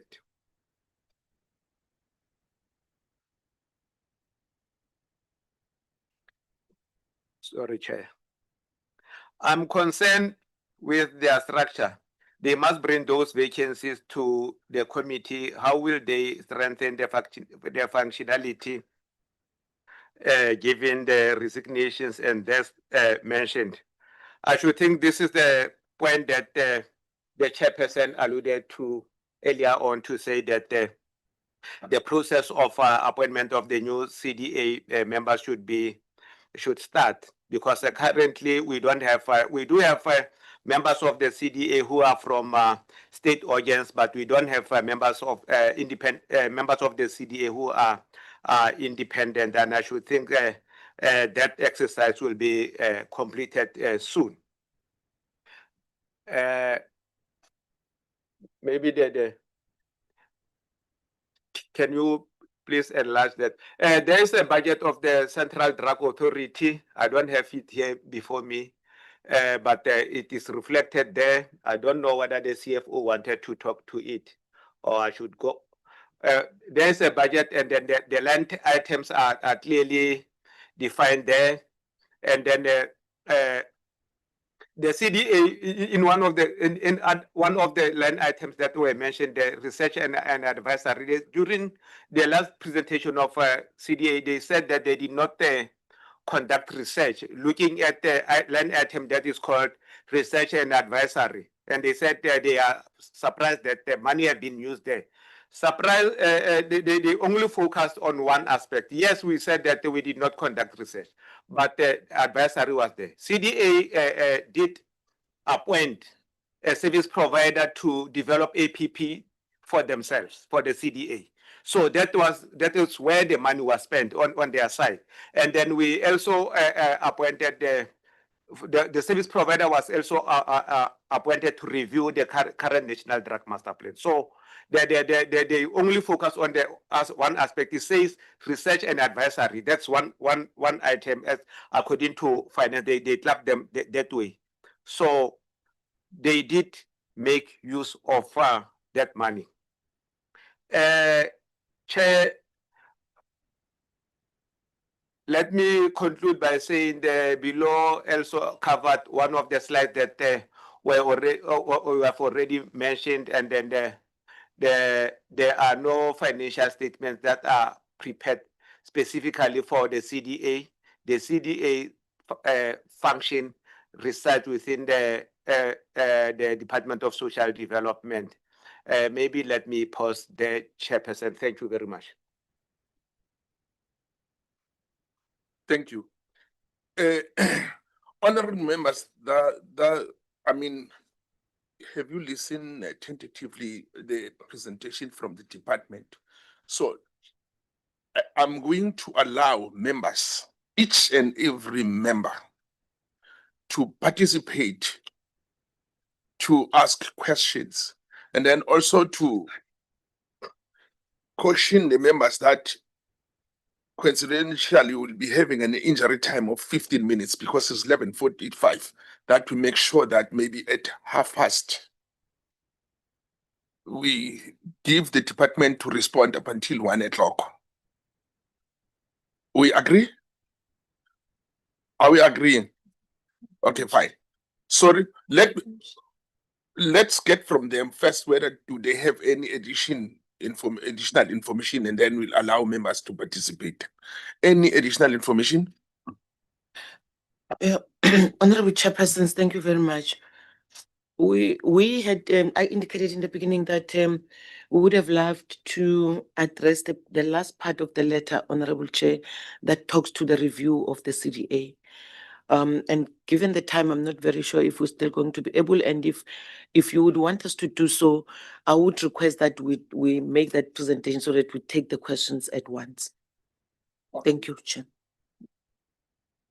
Are we agreeing that give them an opportunity to further clarify us on some of the points, and then so that when we come at last, we're able to get all what we want? Yes. Thanks very much, Chair. Let me hand over to DTG Caesar. You may want to say something, then the colleague who is going to present on the issue of the policy.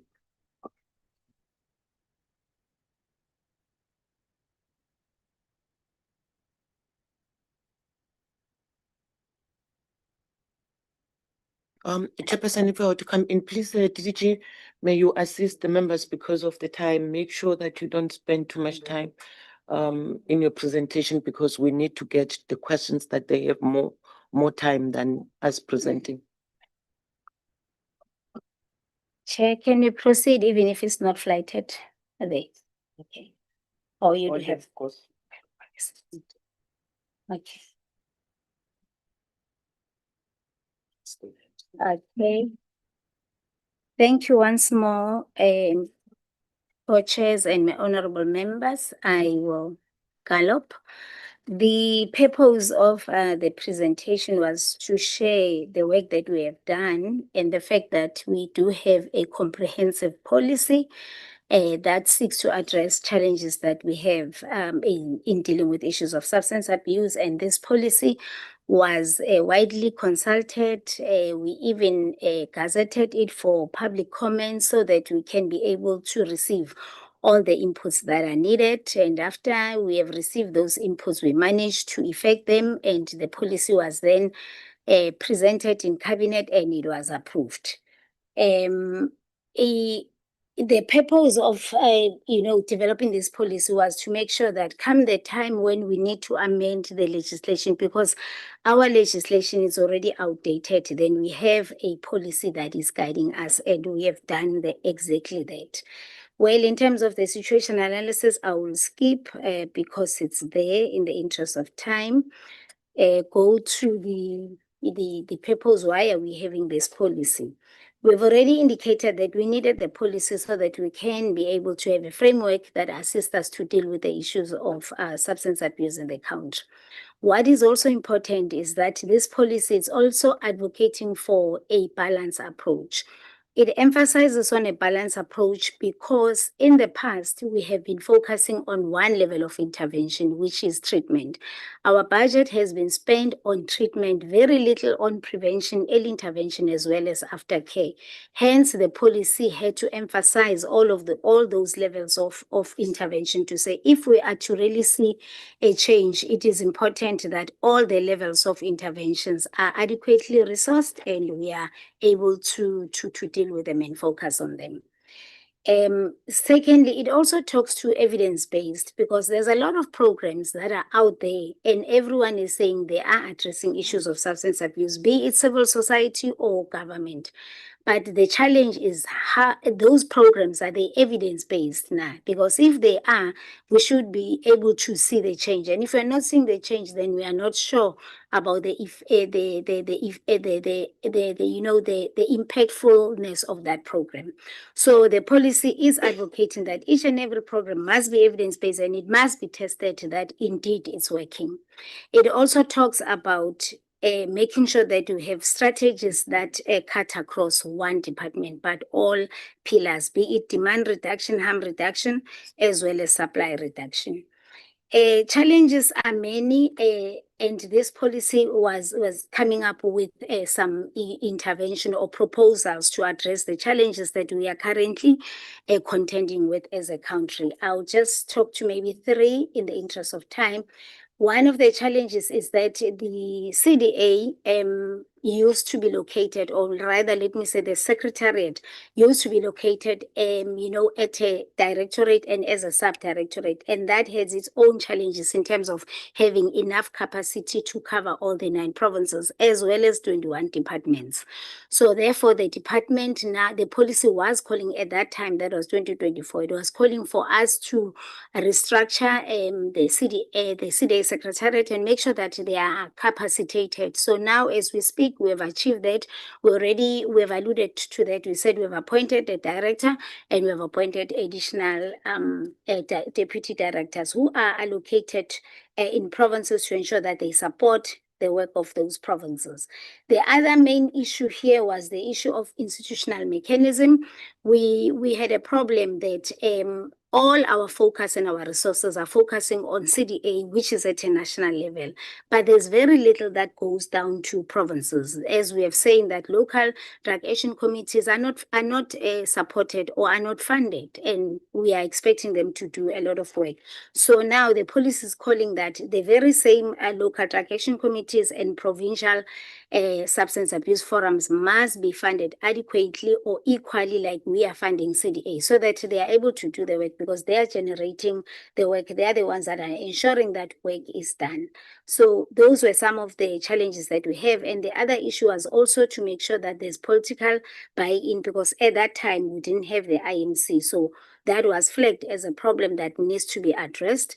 And indeed, now we have an IMC. The IMC was established and it is meeting on a quarterly basis and supporting the work of substance abuse.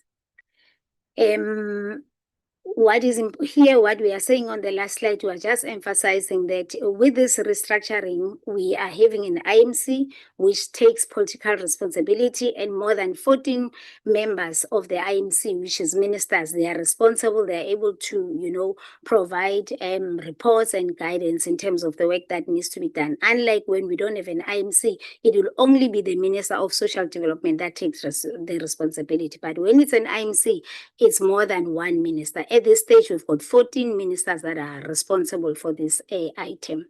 We also have an IMC technical support and advisory. This is what the policy was calling for. And right now we do have 14 DGs that are responsible for this, and they're supporting this work. Last, we also have the policy was also calling for the name change. It was saying we need to change the name from Central Drug Authority to a name called Alcohol and Drug Advisory Commission of South Africa. So we also benchmark with other African countries, and those are some of the, the advisors that we receive from them to reposition a CDA accordingly. And this name was also calling for us to go beyond getting researchers to be members of the CDA. When we're saying expert, we had to define what is expert. We are talking about people that have medicine or medical background, people that are scientists, people that are dealing with pharmacology and so on, because we are saying this problem is quite complex and is diverse. So this is what the policy was calling, and we are already on the right track in terms of, achieving the set goals that have been set by the policy. Just the last slide maybe that I would like to emphasize is that when you look at the structure or the organogram of the proposed institutional mechanism, it talks about IMC, of course, in the intersectoral committee, which is already set, as I've said. It also proposed the IMC technical support to the advisory board, which is there. What is also important here, then the policy recognizes the research component. It says we must have a research component that is informing the intervention, because the issues of substance abuse are issues that are emerging on a daily basis, and therefore it is important that our work must be supported by research for us to know if they are working or not. So that there is that component. We've already started putting in place that component. It's not fully fledged, but we already have researchers that are working with us and that are committing to be part of this. The MRC as well as the DG Marie Trust, they are putting together a research that would be informing our intervention. We are also, the policy has also proposed the youth sector, because we are saying in terms of the research, a lot of young people are addicted to substances, and there's no way we can find a solution outside them. So it is important that there must be a component that deals with youth issues so that they can influence policy change, and they are able to also take decisions and ensure that we curb the issues of substance abuse. The last one, it talks to sporting codes as well as entertainment industry. Before, the current CDA is not recognizing that. And the policy now on proposal, it says the issues of sporting code is very important. We know that a lot of people in those areas, they're abusing substances, the soccers, various sporting codes, even the ones that are abusing over-the-counter medication to enhance their performance. All that is part of substance abuse. So there is a component that must look into that and say, how do we support our sporting codes to ensure that they remain drug-free? The other components is the entertainment industry. Entertainment industry has also shown issues of substance abuse, especially the artists. They are struggling with issues of substance abuse, and therefore saying all those components will contribute and be part and parcel of the institutional mechanism that would assist us to fight the scourge of substance abuse. So I think I can end there by saying we have a policy, and this policy has been approved by Cabinet, and it's a policy that is proposing a number of changes. We've started implementing. We are not there yet, but key things we have already started implementing, and we are now currently finalizing the we are working with our advocate to make sure that we amend our legislation. And as I've said, that we are using the policy guideline as the one that will assist us to make sure that when we are amending the legislation, we address all the issues and the policy proposals as set on the EU policy. So hence, we are using it as a guideline to assist us. Thank you, Minister. Thank you. Hand over to you. Thank you very much, DTG. Honorable Chairpersons, thank you. We are done. Thank you very much. I think coincidentally, exactly from this time to 30 minutes is yours. I'll start from here. Honorable Member. Thank you, Honorable Chairpersons.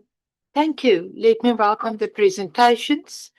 I have a couple of questions. I'll try to be brief. I'll start with the latter presentation that we received last. First of all, while legislations are being amended, I would like to know the substance abuse crisis cannot be placed on hold. And while the department redesigns its organizational chart, what immediate action is on the charts for substance abuse prevention?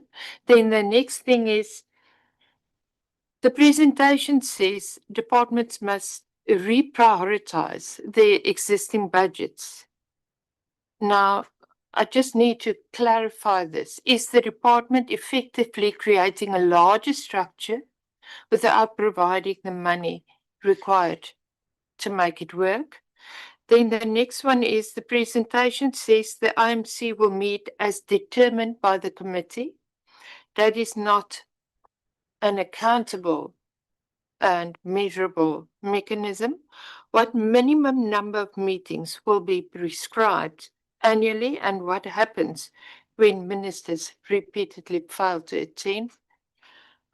Then, which provincial substance abuse forums, district forums, and local drug action committees are really currently functional, not only on paper.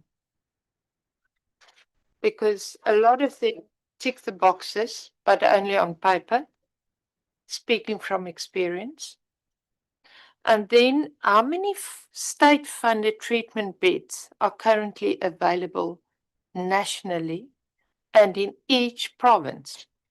And what is the average waiting period for admission? Because we have a lot of patients who finally decide they want to be admitted, but there's no room. Then the department acknowledges a high prevalence of substance abuse use among people under 20, and we can see it in our taxi ranks at our schools. I myself have witnessed that in front of my eyes. So how many age-appropriate registered treatment facilities are available specified for children of that age? And the presentation cites estimates of that 13 to 15% of the population is struggling with substance use disorders. Now, what year is this estimate from? Because, and what methodology has been used? How many people does this represent? Because statistics can be very, very bendable sometimes. So I need specific numbers on, let me repeat that. What year, what methodology, and how many people have been used to determine 13 to 15%. And I want to reiterate, we have no shortage on policies, but we have a shortage on accessible treatment, effective prevention, and accountable implementation. There's a cry for help out there, and we need to make it work, not with more meetings.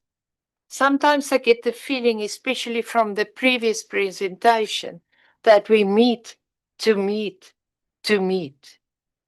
And if I look at that, you know, traveling is a massive part of the budget. Well, Zoom is here to stay. So I actually detest Zoom meetings, but when it can make a budget more feasible and get the work done on the ground, I firmly believe that when it comes to our people and more accessible treatment, we must really look into that. So then on the first presentation,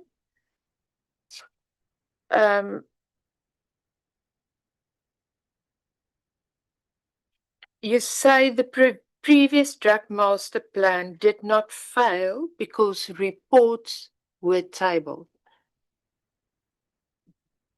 Now, reports are paperwork, not results. So by what measurable indicators did drug-related harm actually decline between 2019 and 2025? And I'll leave some of the other questions to my colleagues. Thank you, Honorable Chairpersons. Thank you so much. Next one. Thank you, Chair. My apologies, I was not here when this report was tabled, but I've got many few questions that I need to be clarified. How did CDA becomes a responsibility of social development alone?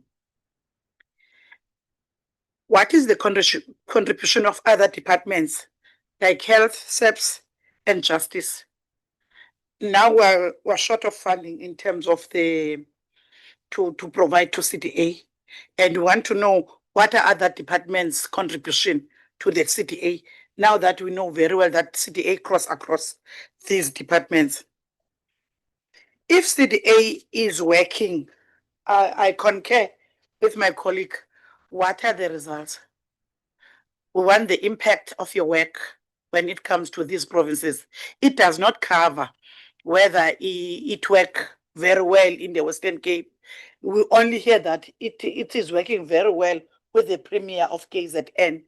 Other areas are not covered. Thank you very much, Chair. Thank you. Next one. Waza Mkhonto. Waza. Thank you, Chair. Chair, I'd like to thank the report and with a very concerned mind out of it, because we are dealing with the drugs in our country. And also we have problems with the officials right now. And I would like to know, if my first question would say, maybe to the minister and the DG, what happens to the officials that mislead the committee? What happens to them? Because these questions were taken from the CDA when they came in here. So they gave us this information in terms of the money that they don't understand how it was spent, and they don't know about it. And now the department is giving us that was misleading. They were misleading us in that what they gave us at that point in time. That's why I was very cautious about them going without us sorting out all these finances, because now we can't, as the department is answering, they are not here to answer for themselves in what they gave us. So whoever there's one that is misleading, either them or the department at this point in time, I think we have a challenge. There's a department, there's an umbilical cord to CDA, and the funds on how they must be used by CDA. And that is not clear, because it seems like those who are there, they don't know exactly how the funds must be used. And I don't know, now I think the more they answer the questions, I become more confused in terms of what CDA is now. You know, is it an entity? Is it a program, or what? Because if everything is done by the department, then it's a program. So yeah, there are a number of things that are there, but also we said that we have raised money from 4 million to 10 million, and I would like to ask: is that enough to reduce the drugs and substance abuse in South Africa? The 10 million to the CDA, is that enough for the department? And if it's not enough, then why 10 million? What justified the 10 million that you have raised it with? And then also on that one, what impact if you give 10 million, you know in your mind that, okay, this is what I'm expecting that the CDA will give me as the department. What are your expectations for this 10 million that you have given them? So that after financial year, we'll understand that the impact was there, or was it made or not? And also, could you give us details, please, on those financials, Chair, because they said they have all the details and all of them as accordingly.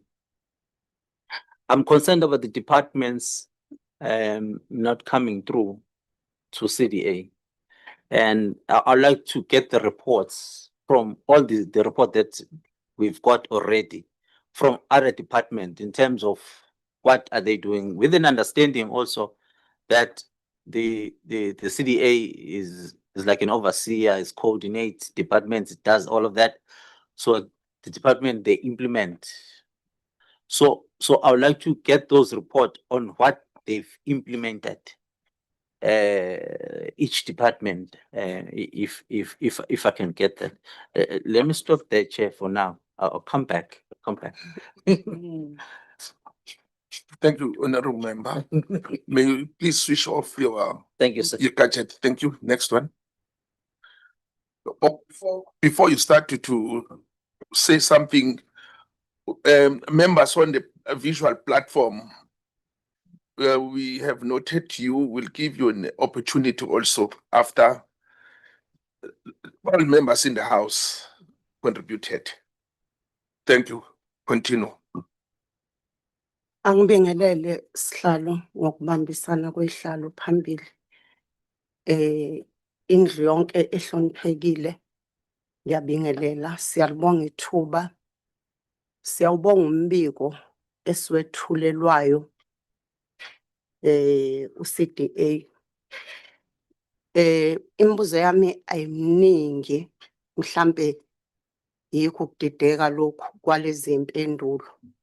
Kodwa mphathi sihlalo, ngiyafisa ukwazi ukuthi singakwazini ukulandela enyathelweni ama-footstep ka-CDA la ahambe khona, la okubonakala khona umehluko awenzile. Singakwazi ukukuthola yini lokho, ikakhulukazi boyihlalo mama abahloniphekayo ezikoleni. Uma ethi ukwazile ukufinyelela uCDA ezikoleni, singayithola yini i-report esinikezayo ukuthi kuma province ayisishagalolunye bahambe izikole ezingaki, noma amaphoyisa akwazile ukwelekelela ezikoleni ezingaki kwi-province ngayinye.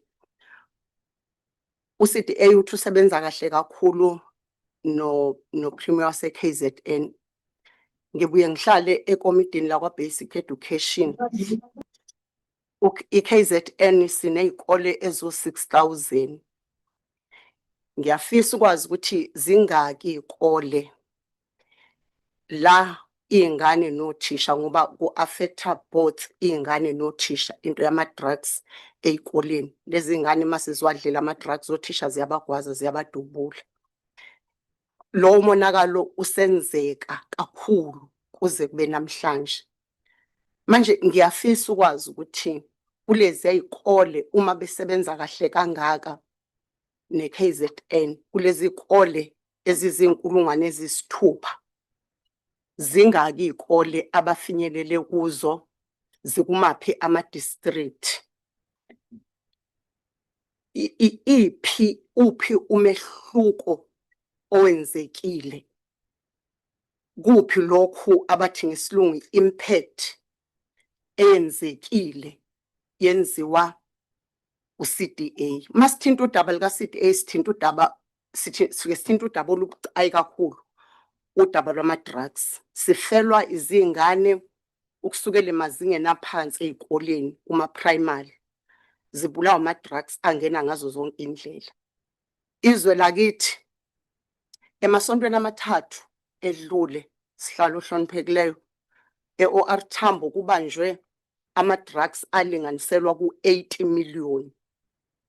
Umbuzo uthi njengoba sihleli la, aphi njengamanje lawo ma-drugs? Ayalandeleka yini, ngoba ekugcineni azoya ezikoleni, azoya emphakathini, ayosibulalela izingane zethu. Singakwazi ukuthola ukuthi unyathelela kwanyathela la uCDA wenza lo mehluko ngalezi imali esikhuluma ngazo.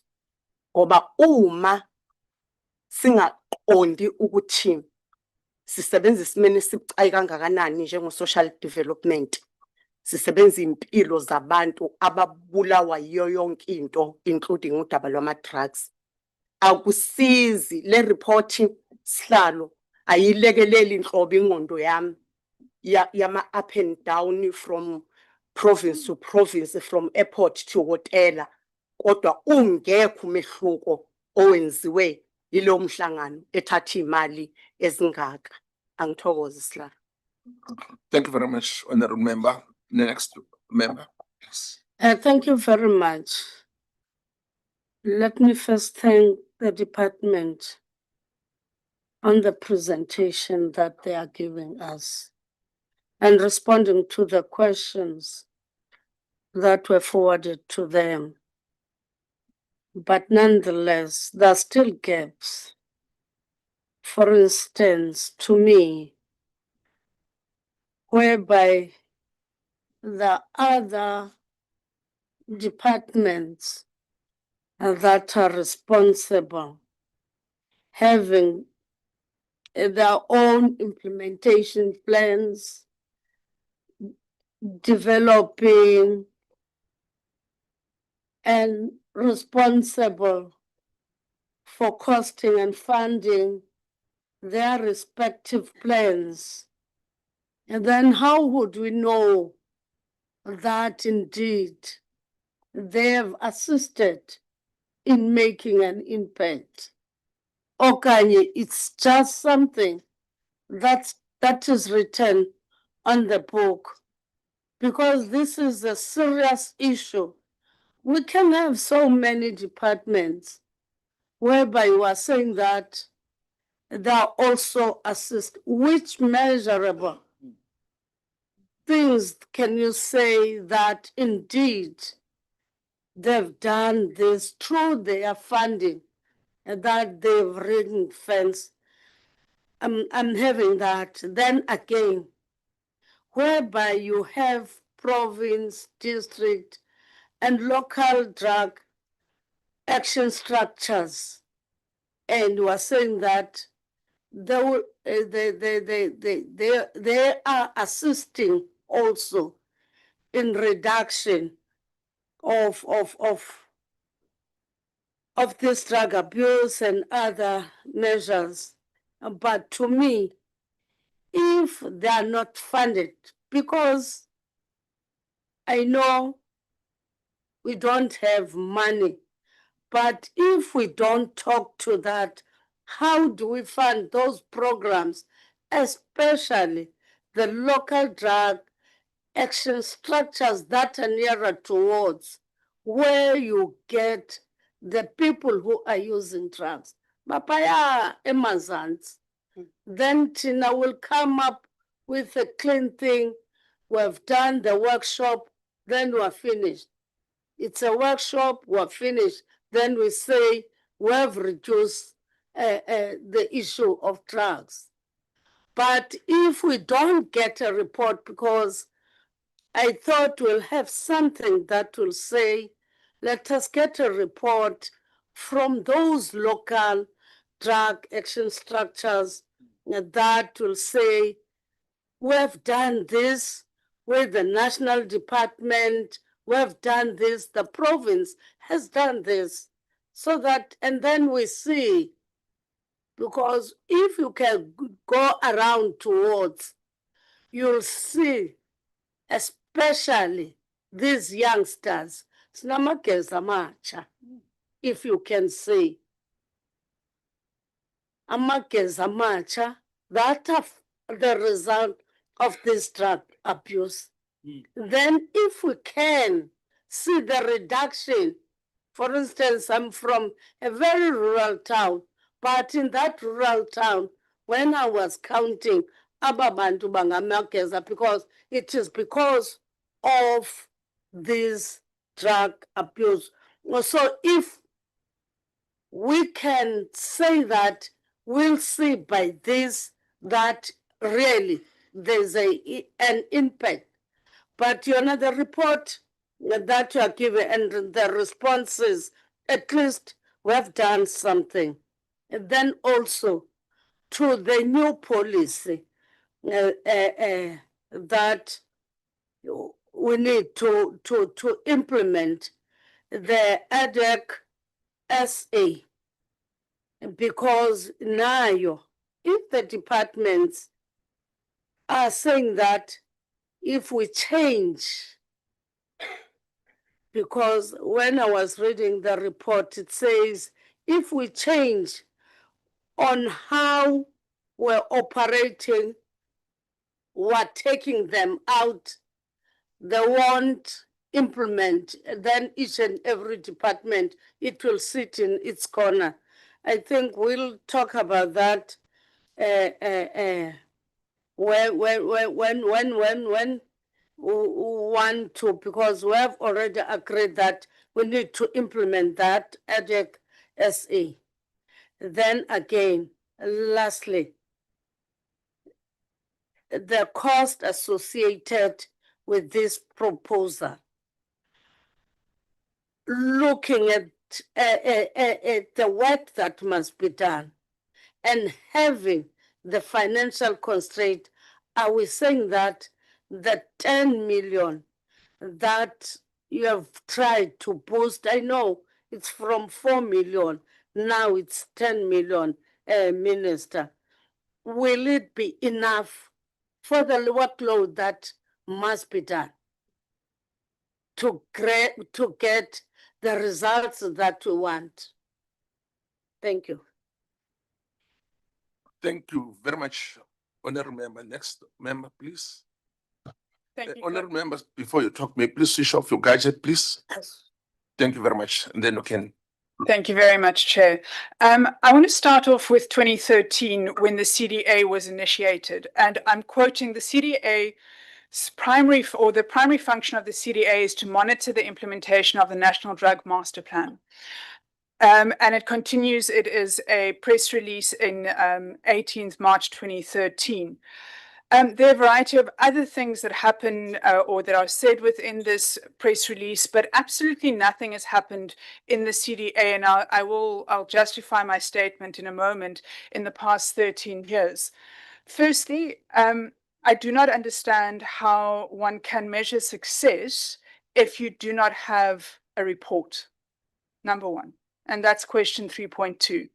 Whether or not it is 2023 or 24, or it's happened before, or whatever else. The next point is the National Drug Master Plan hugely depends on data. And there's no data that I can see coming out from the CDA or from any reporting or monitoring of the National Drug Master Plan. My next point is 21 departments in 13 years. Has the CDA never spoken to any one of them if 13 years later only 10 have reported? What has been happening in the past 13 years? If we think about 21 departments, you can speak to 2 a month and eventually get to a point where people can engage just practically if there is a political will.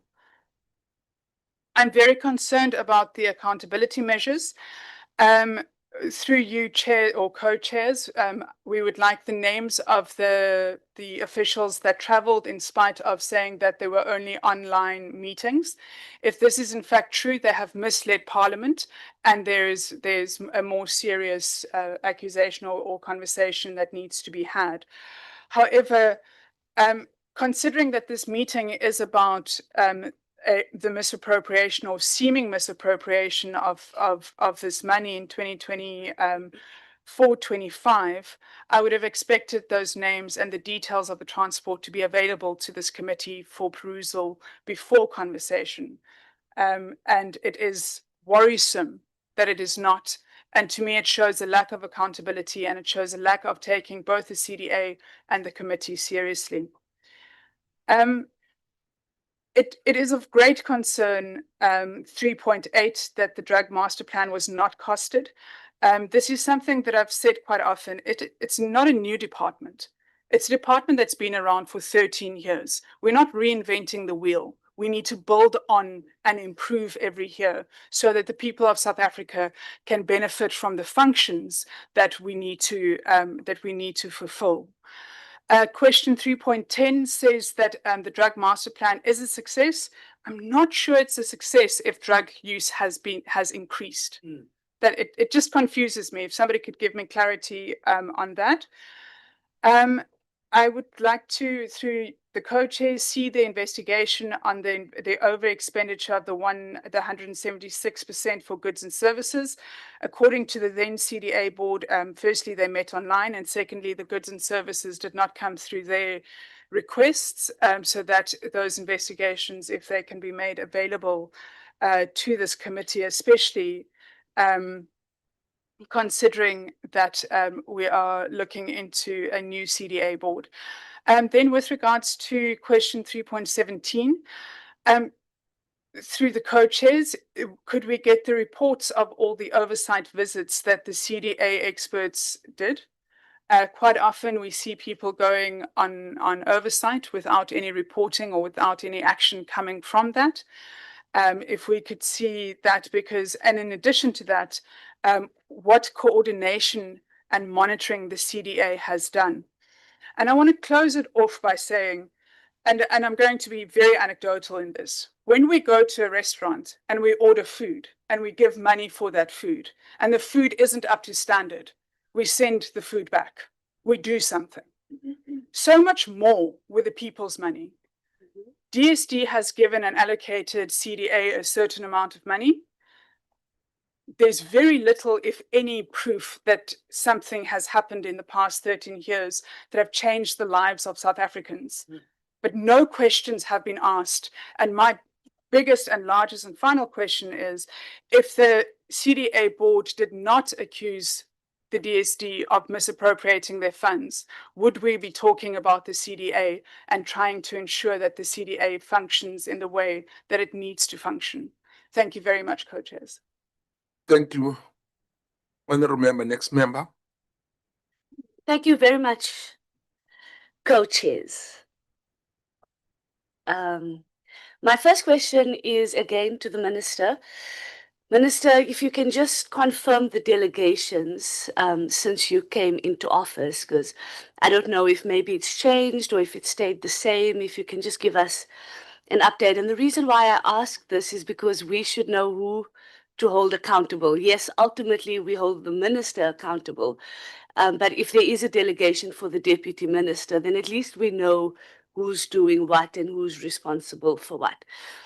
Now, Minister, before I get into the questions, and we had a bit of a moment in the last meeting, and I'd like another moment with you, Minister. You know, this spending of 176% is a lot of money, and the explanation given by the department is not very convincing, Minister, and I would like to put it to you, and maybe something you can think about, but surely it deserves a forensic investigation.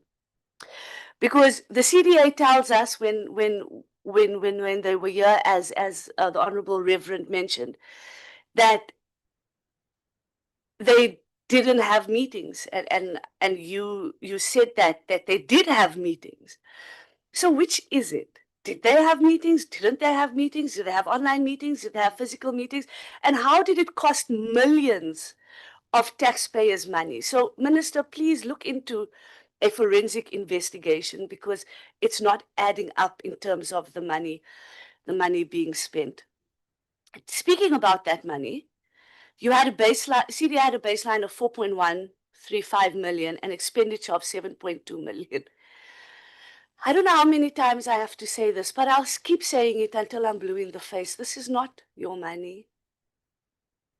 It's not DSD's money. It's taxpayers' money. This is money coming out of hardworking South African pockets. You don't open a cupboard and bam, there's 7 million, or in a couch. You don't do that.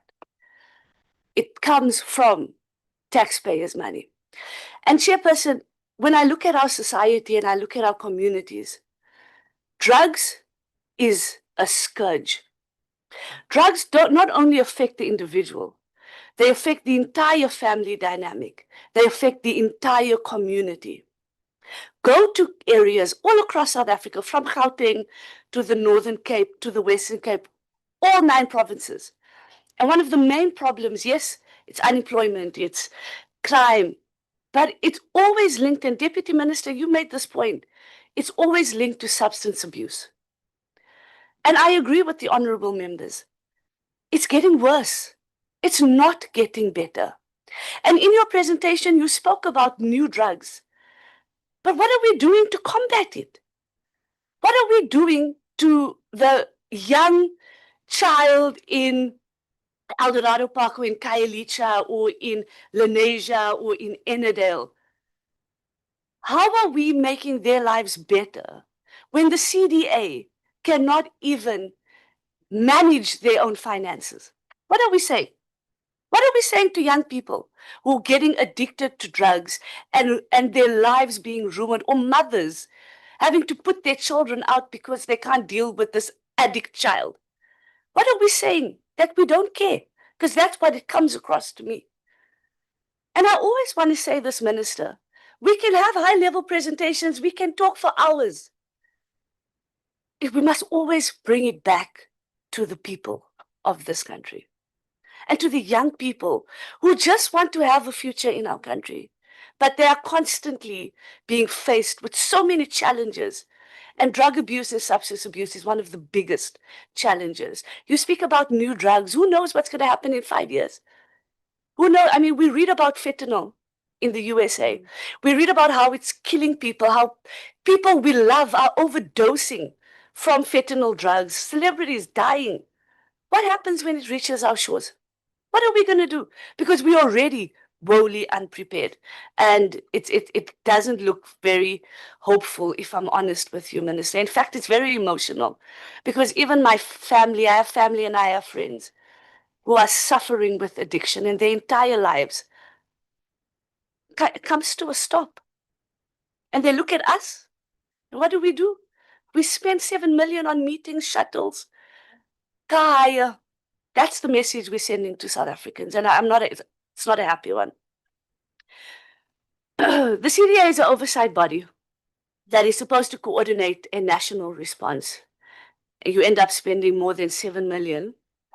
But the department cannot demonstrate a corresponding set of measurable outcomes. So you spend the 7 million, but what did we as South Africans benefit? Please answer that question. What did we get in return? You spend, as Honorable Du Plessis said, you order food, the food comes, you expect it to be good. You spend 7 million, what did South Africans get? And I'd like a straight answer, I don't want to be lyrical, waxing lyricals. Just tell me, what did we get? Nothing? Just say it. That 176 overspend, was any of it classified as irregular, wasteful, and fruitless expenditure? And how much of it was classified as irregular, wasteful, and fruitless expenditure? You say you've increased the ring fence from 4 million to 6 million. When the CDA has just demonstrated clear, you don't even have to be good in math or finances to know that there's a serious weakness in expenditure control. And Minister, you raised this in your overview. So what additional outputs justify an additional 6 million rand of taxpayers' money? What justifies it? What measurable outputs do you have that we can go to our constituency and we can say, don't worry, DSD is doing the best that they can. In fact, they've just given them 6 million to fight drugs. But how do we justify that to the people that elected us to serve them here in this portfolio committee? I'd really like an answer for that. The department, you speak about an operational surveillance system and SACENDU. Chair, this, we are crippled by, what is it called? Acronyms. So how do you say it? SACENDU? SACENDU. God, just put the full name so at least we know what it is. So can you tell us, why was a national drug survey still necessary if you have an operational surveillance system? And what information gap does this new 3-year research program address? Can you explain the difference? And how much is that going to cost taxpayers? Because now you're going to outsource it, right? I imagine. Because You're going to tell us you don't have capacity. So you're going to tell us you have to outsource it. So how much is that going to cost? Is that part of the 10 million? Is that part of the 6 million? Is that extra? Is it more? You don't give us the information. And then, and I think one of the honorable members asked this, can you provide the committee with evidence of one LDAC that has demonstratively reduced substance abuse in a community as a result of its interventions? Just give us one example. Say, go to Somerset West, there in Stellenbosch. Give us one example that where there has been a change made. You know, Chair, through you, Chair, I think we need, I don't think the information provided to us was sufficient. I think we need a report on data specifically around prevention, around treatment, around harm, around supply, and around outcomes. Because I don't think that substance abuse is decreasing. In fact, I agree with the honorable members, it's increasing. And younger children are being caught up in drugs and substance abuse. What type of a country do we want to have in 10 years? That is something I hope you ask yourself every single day. So, Chair, the presentation gave us very little evidence that the CDA can demonstrate a measurable reduction in any of these outcomes. And like the Honorable Reverend, I'm more confused than I am. I have more questions than I had when I started here. And all I can say is we're in a bad state. Deputy Minister, this country is in a bad state. And we need to change. We are here, we were elected to make a difference. And it's up to us, it's our responsibility to make that difference. Thank you, Chair. Thank you, Honorable Member. Thank you very much, Chairperson. Greetings to the Minister, the Deputy Minister, honorable members, and all the members here. I just want to thank for the two reports. So on my side, it is very much appreciated that you have a data systematic tool that enables the department to take informed decision.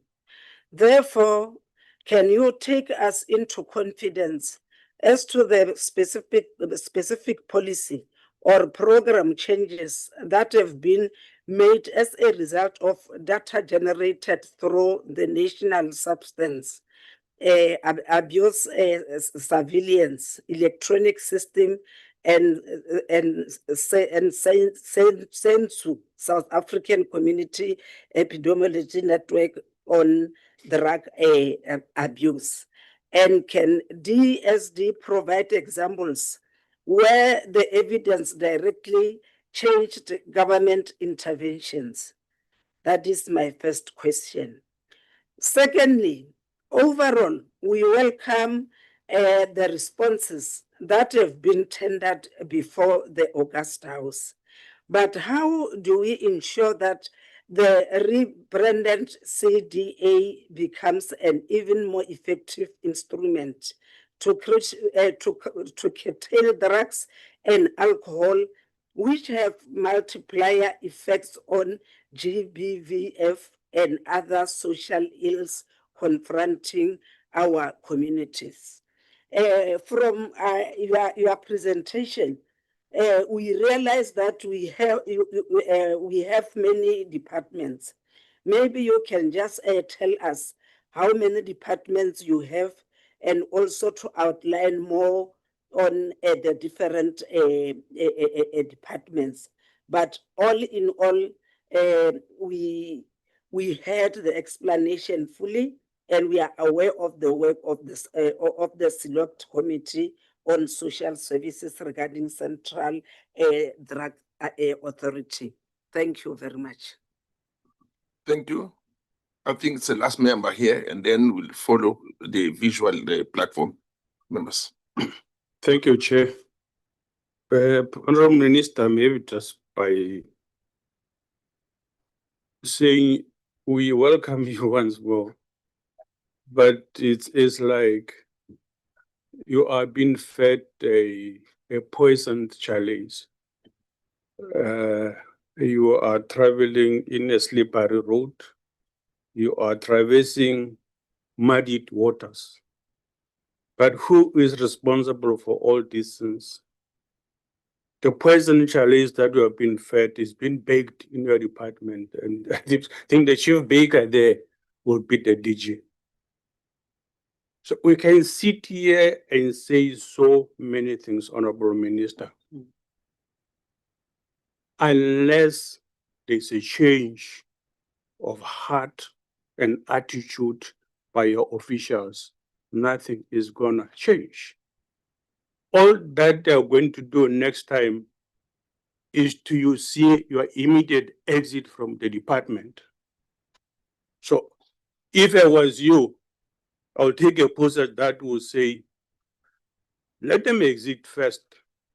Because if you don't make sure that these bad apples exit the system, they are going to make it sure that you're going to be the first culprit to exit this system. That's a very, very important thing for you to understand what you are dealing with now. And of course, we would expect you to crack the whip on the DG in terms of consequence management. We'll obviously expect the DG to apply consequence management in the department if we are to get this department in the correct shape to be effective, efficient in the manner in which it will be able to serve the interest of the people of this country, the vulnerable people that this department is supposed to serve.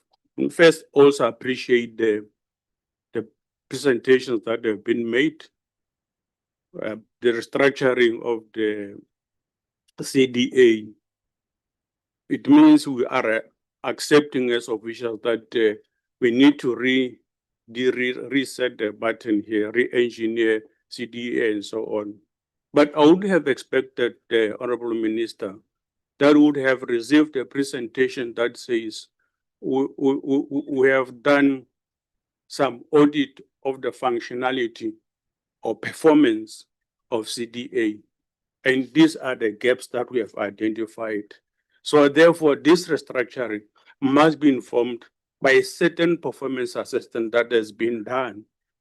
Now, I'm not sure what really informs this restructuring proposal that has been made, even though we really appreciate it.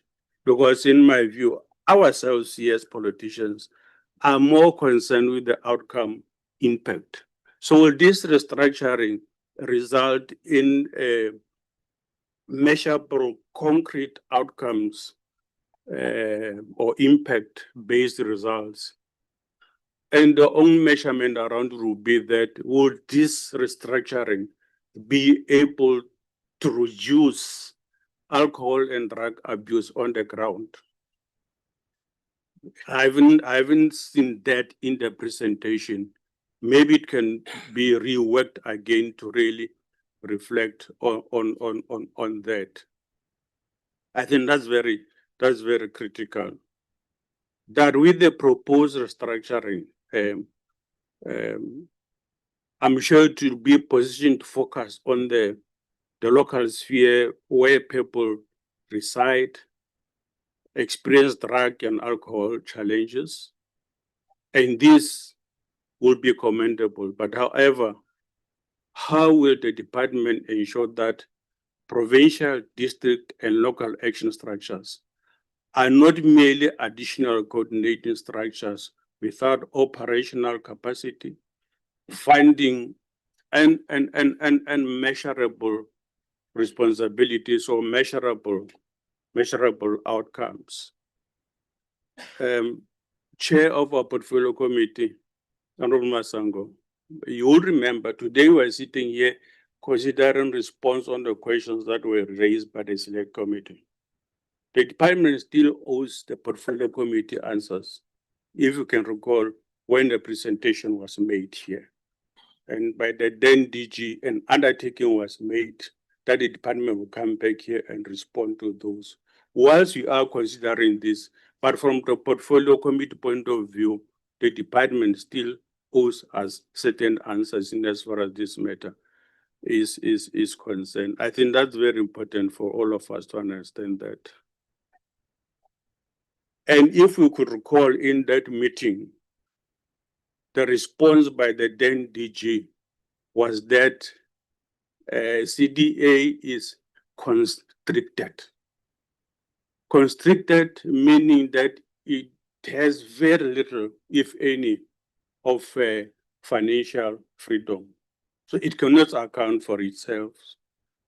Now, the accounting officer for the CDA is the DG, and the DG might delegate that to a directorate that must really take responsibility for that.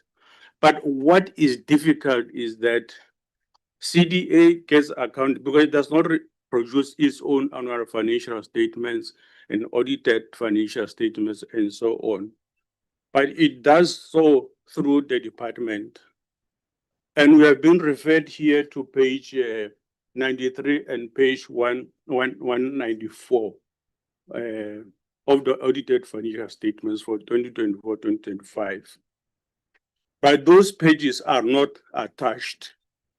So the assumptions that would have gone through that audit report, I haven't gone through it.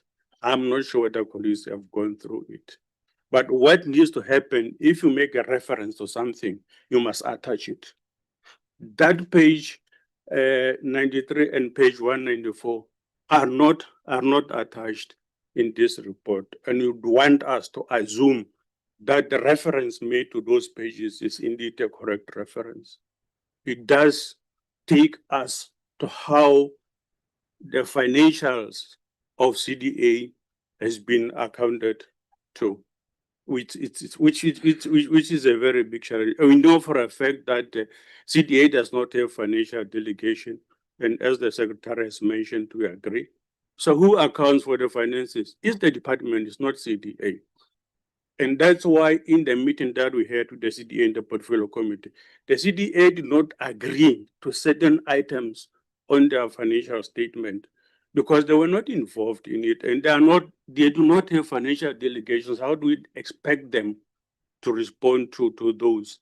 And like I've said, the DG is the accounting officer of CDA. By way of delegation, DG, you would have a directorate that would have to account to this, not the CDA, the department. That's really not what needs to happen. In as far as budget placement of the CDA is concerned, all that we know is that the budget of CDA falls within vote number 19 of the department. So when the department accounts for vote number 19, the department must also account for the finances of the CDA, not CDA. What would be presented to us for the CDA would be an abstract of the audited financial statements of the department, which is what we would expect from the department to really to be able to do. Those are the issues that we would like to know. Now, Mr. In as far as governance and financial control is concerned, what I may want to know is that given that the Director General of the department is the primary accounting officer for CDA under the PFMA, what specific internal control mechanisms and cost center delegations are in place within the department to ensure that funds allocated for the National Drug Master Plan are not reprioritized or absorbed into general departmental administration? And as the secretary was presenting here, he alluded to some environments as a way of responding to question about where expenses have gone way beyond 100%.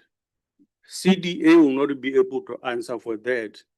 because it is the department through its internal votes that is able to initiate environments. And CDA is not involved in that instance. It is the department that is involved in dealing with those environments, as the secretary has mentioned. So we can't be holding the CDA responsible for that. This lies squarely on the shoulders of the department. And since the CDA does not produce standalone audited financial statements, how does the department break down and ring-fence the actual versus budgeted expenditure for the CDA in its annual report, specifically regarding board remuneration, provincial subcommittee support, and strategic interventions? We are expecting that the department must be able to really have a clear line of division as far as these matters is concerned. And maybe on operational and capacity matter, does the absence of independent financial delegation under Schedule 3A status compromise CDA's operational independence to execute its oversight mandate over other government departments? And has the ministry considered legislative amendments to review the CDA's administrative placement? Given the presentation that we received now suggesting the restructuring of CDA. Thank you very much. Honorable members, allow me to thank you, but we are not yet finished because I ought to give some members. I'll start in the visual platform. I'll come to you, my co-chairperson as well. Sorry. I'm sorry about that. I'm sorry about that. It's my colleague because we're working together in the National Assembly. I'm from the National Assembly. Don't forget about that. No, not that one. Okay, let's go to the visual platform. I'll start with Honorable Marais and then followed by Honorable Finis. Honorable Marais. Yes. Thank you, Chairperson. Chairperson, I have a question to ask. The first one, and our colleague says, raise all the things that I wanted to raise. The first thing, when we had a meeting with CDA, the deputy minister was shocked to hear there's a budget. The deputy minister wasn't even aware there's a budget because that is his portfolio as well, CDA. Now they come and tell us that people were traveling because they had meetings. CDA's board members told us there was no traveling. They did all their meetings on Zoom. For the past 13 years that CDA is in existence, every 5 years, they change their board members. There's no one that is going over to the next one because there's no continuity. There's nothing because every time when it happened, they bring in new people because they don't want to know other people to know what is really going on in CDA. There is no budget for CDA. The budget that they're going to implement now, I want to ask the question, is it going to be enough? Because if I've listened to the presentation, they are bringing 14 DGs and I don't know what and what and what. But problem is, where is the funding for that? And the fundamental question that we want to ask, we've been asking this, and every time they give us answers and they're not responding to what we are really asking. How many people were cured? How many beds are available? Like the first honorable member was asking. How many beds are available in every province and region? How many Lakdak is working in local government? You are coming now with a new name and a new thing. It keeps on you just put big things on paper. But the reality of the matter is nothing is happening on the ground. People on the ground are not even feeling you, not even 1% or 0.5%, because nothing is happening. CDA was just overseeing all the things. But what are we doing about the drug abuse and alcohol abuse? Because that is the main reason why we're having gender-based violence in this country. as because of drug abuse and alcohol abuse. And we're sitting with a crisis in South Africa. But you are still coming here and say, we got this new thing now, it's going to be alcohol and drug body and I don't know what and what. The problem that I have is people keep on coming and you're repeating over and over the same things, but nothing is happening on the ground. I'm talking about experience. My brother is a drug addict. My mother's house was stolen empty because of my brother. You don't have to go very far. And I'm not shy to say that my brother's a drug addict. He's a drug addict, the youngest brother. He's giving my mother a yell. We in parliament, we social development, we made a law to say that older people must be protected. They mustn't be abused. They mustn't go through trauma and things. It is happening in my house. This thing to me is very personal. And you come and make jokes here. You come and bring the same CDA things that you had before. And it's just copy and paste all the time. You come and you ask you questions. You tell us a lot of things, but it's not happening on the ground. Show me where did you make a difference and in what area did you make a difference? Throughout South Africa, here in my area, I'm staying, 4 children has died because of a new drug here in Bloemfontein. 4 children in 1 week. And you still come and say, no, we're going to change the name. We have just registered this thing and that thing. It went through all this. It is nonsense what you are talking. You are taking us for fools in this portfolio because we are working on the ground here. We know what is happening on the ground. And you are saying you are making a difference. There's no difference. Show me where's the difference. And you can have as much things on black and white, like the first person was saying, but it is not happening. Come to us and show us the proof that these people didn't have meetings, Zoom meetings. They were traveling up and down. Show us the money they were spending because they were even shocked when they were said they were traveling. There's no traveling cost for them. And that's why the same people didn't come back because you don't want people to know what is happening in CDA. CDA is a mess. CDA is a big mess. And then you come here with all these different wording that you're just putting in just to make it look nice. There's nothing nice about this thing. CDA is a mess and people are dying on a daily basis. A young boy, Simon, just died now. Not even 20 years old because of drugs. 4 of them passed away. Every day people see 4 o'clock in the morning, 5 o'clock in the morning, the house has been breaking because of drugs. In my next city, there's 8 drug houses and the police knows about it. But nothing is being done about it. And then you come here and you paint a picture, everything is just fine. It's not fine.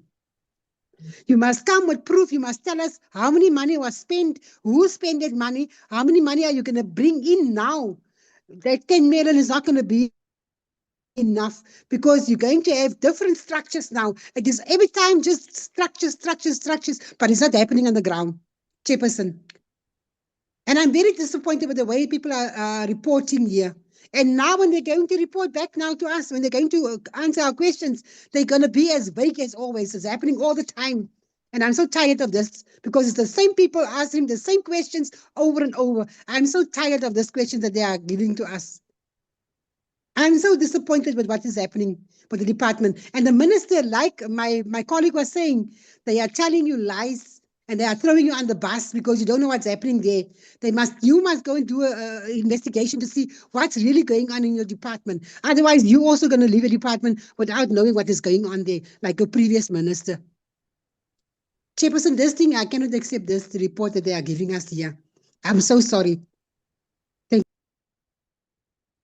you.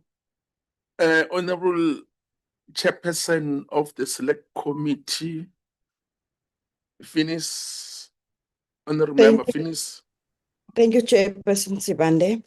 Mine is just, Honorable Chairperson, that I agree that we must start at the local drug authority committees on the ground, because we must start with a funding model for this LDACs, because there is where the work is starting.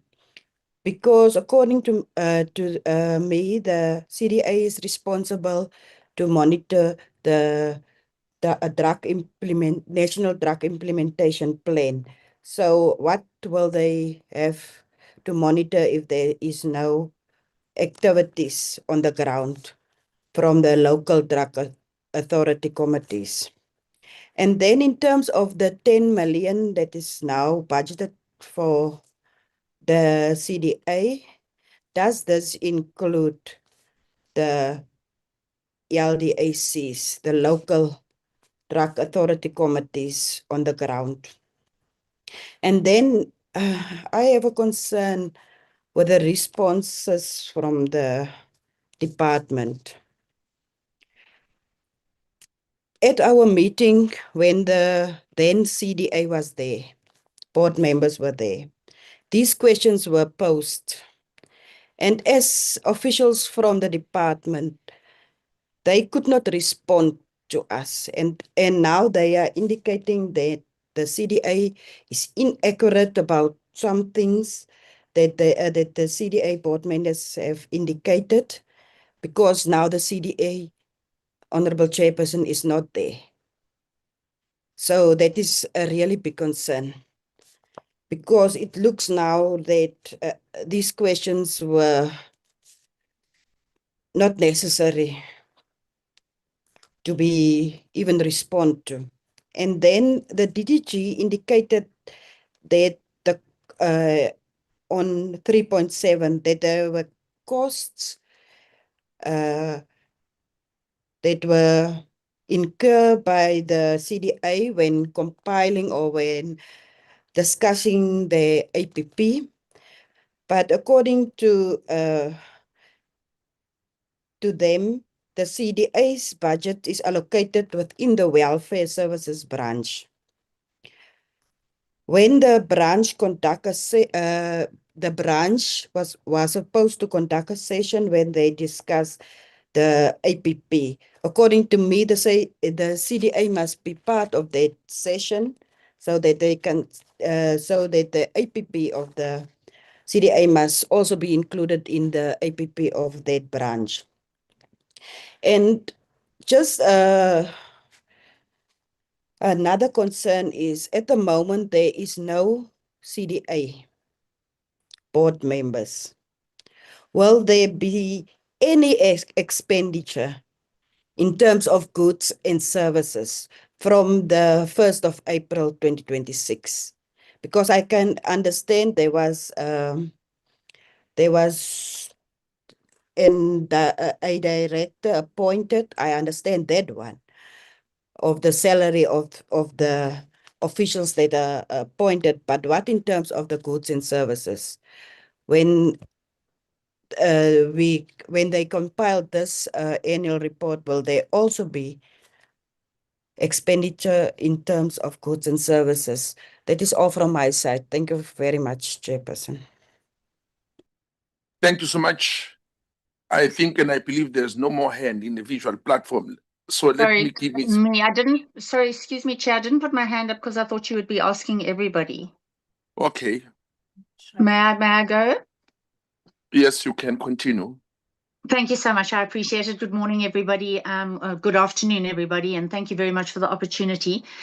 I'm new to this portfolio. I only received the documents last night, so please forgive me if the questions I ask are sort of irrelevant or people know the answers to them, but I just need some clarity on a couple of things. So for me, the mandate for the CDA is to oversee and monitor the implementation of the National Drug Master Plan. Now, the master plan that we are discussing is the 2019 to 2025 National Drug Master Plan. Is there another master plan that follows on from that? Do we have a 2026 to 2031 master plan? And if not, then what is the purpose of the CDA if their job is to monitor the master plan? And also then, so if we don't have a new one, then is the drug survey then being implemented in place of the National Drug Master Plan? And if so, then the mandate of the CDA would then have to change. So I just need some clarity on that. If there's no mandate, then there's no requirement for the CDA. The documents we received kept talking about a legislative review. Does that mean the Act itself is going to be amended? And if so, what is the timeframe on that? The Prevention and Treatment of Substance Abuse Act 70 of 2008. They keep talking about the fact that we have to review that in order to amend the structure of the CDA, rename it, etc., etc. Is that happening? Has it happened? Have I missed that? So I just want some clarity. Or is this merely a policy review and not an actual review of the legislation? In terms of the over expenditure, I think given the little information that was available on the presentation, if an organization doesn't have sight of its budget and has to consistently request information pertaining to its budget, it's inevitable that there's going to be expenditure overruns. So my question is what structures are being put in place to ensure that there is actual oversight of the budget within the CDA or the ADAC SA as it comes online, to ensure that there is management of the budget by the relevant people that are spending it. Then my next point is that where you have no enforcement, you have no accountability, and that's evidence from the lack of reporting from the department. So in the last annual report, 2024-2025, it said that 6 national departments did not submit their reports. So 2 questions. One is, how do we enforce compliance? And the second question is, in terms of the last financial year, ending 2026, has this improved? Has it changed? Has it worsened? Where are we in terms of that?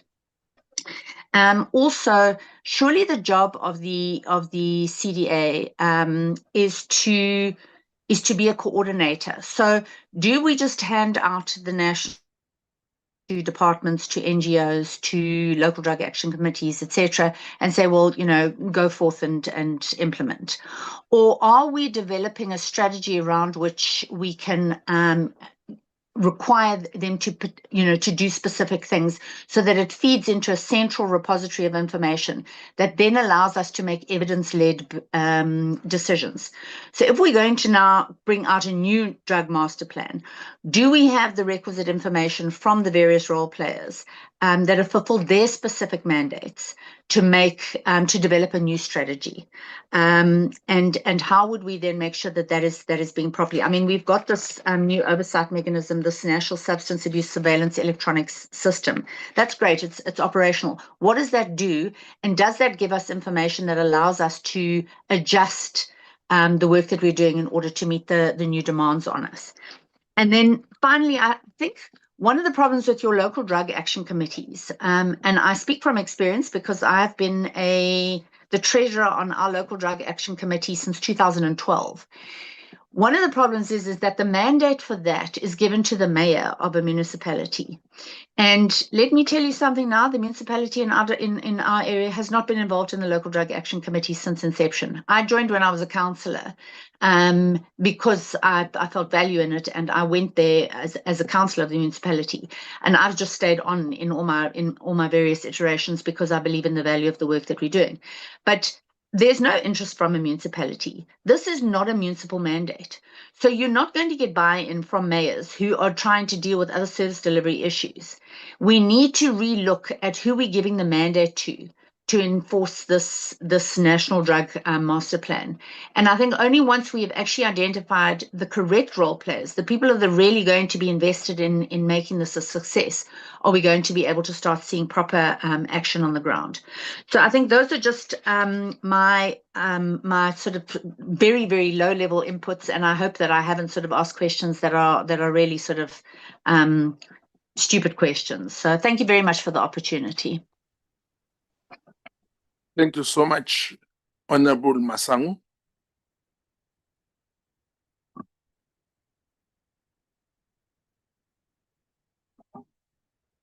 Thank you, Co-Chairperson. The only interesting thing for me about today's meeting, and there are many other interesting things, but the most interesting one is that I can ask. Chair, my apologies. I was skipped MP Peters. Honorable Sheila, we gave you an Yes. opportunity, and of course, it's already time up now.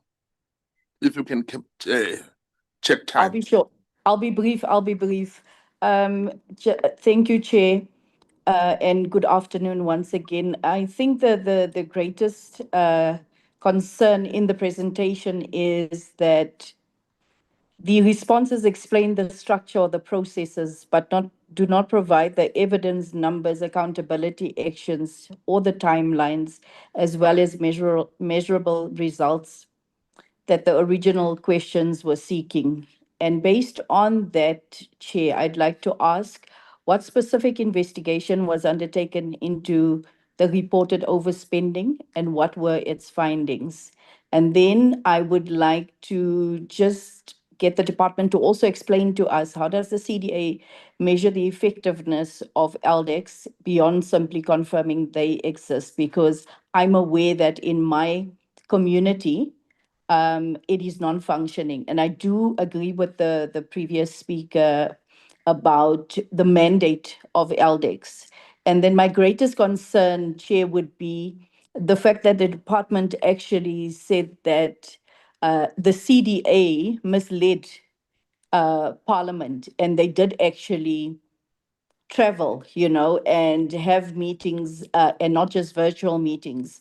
So I would see it that when you make a statement like that, why wasn't the actual financial report then attached to the report, instead of just coming to say to us that, no, they have misled us? So I would like a question on that, and that we can then receive that proof of the traveling of the members of the CDA. Thank you, Chair. Right. Thank you, members on the visual platform. What I'll request, there's no afterthought. We gave you an opportunity to raise your hands. Unfortunately, some of you didn't raise hands. They just came in. But in future, it will be difficult for you to participate in this meeting. But nevertheless, I'll give this opportunity to the co-chair. Thank you, Co-Chair. I like the fact that I can actually ask questions because someone else is chairing. So that is the best part of this meeting today. So thank you so much, Honorable Minister and Honorable DM, and your team for the presentations. I wanted to go back to the question or the comment that was made by the Honorable Deputy Minister when he was concerned, and rightly so, about the fact that we are dragging this thing out. When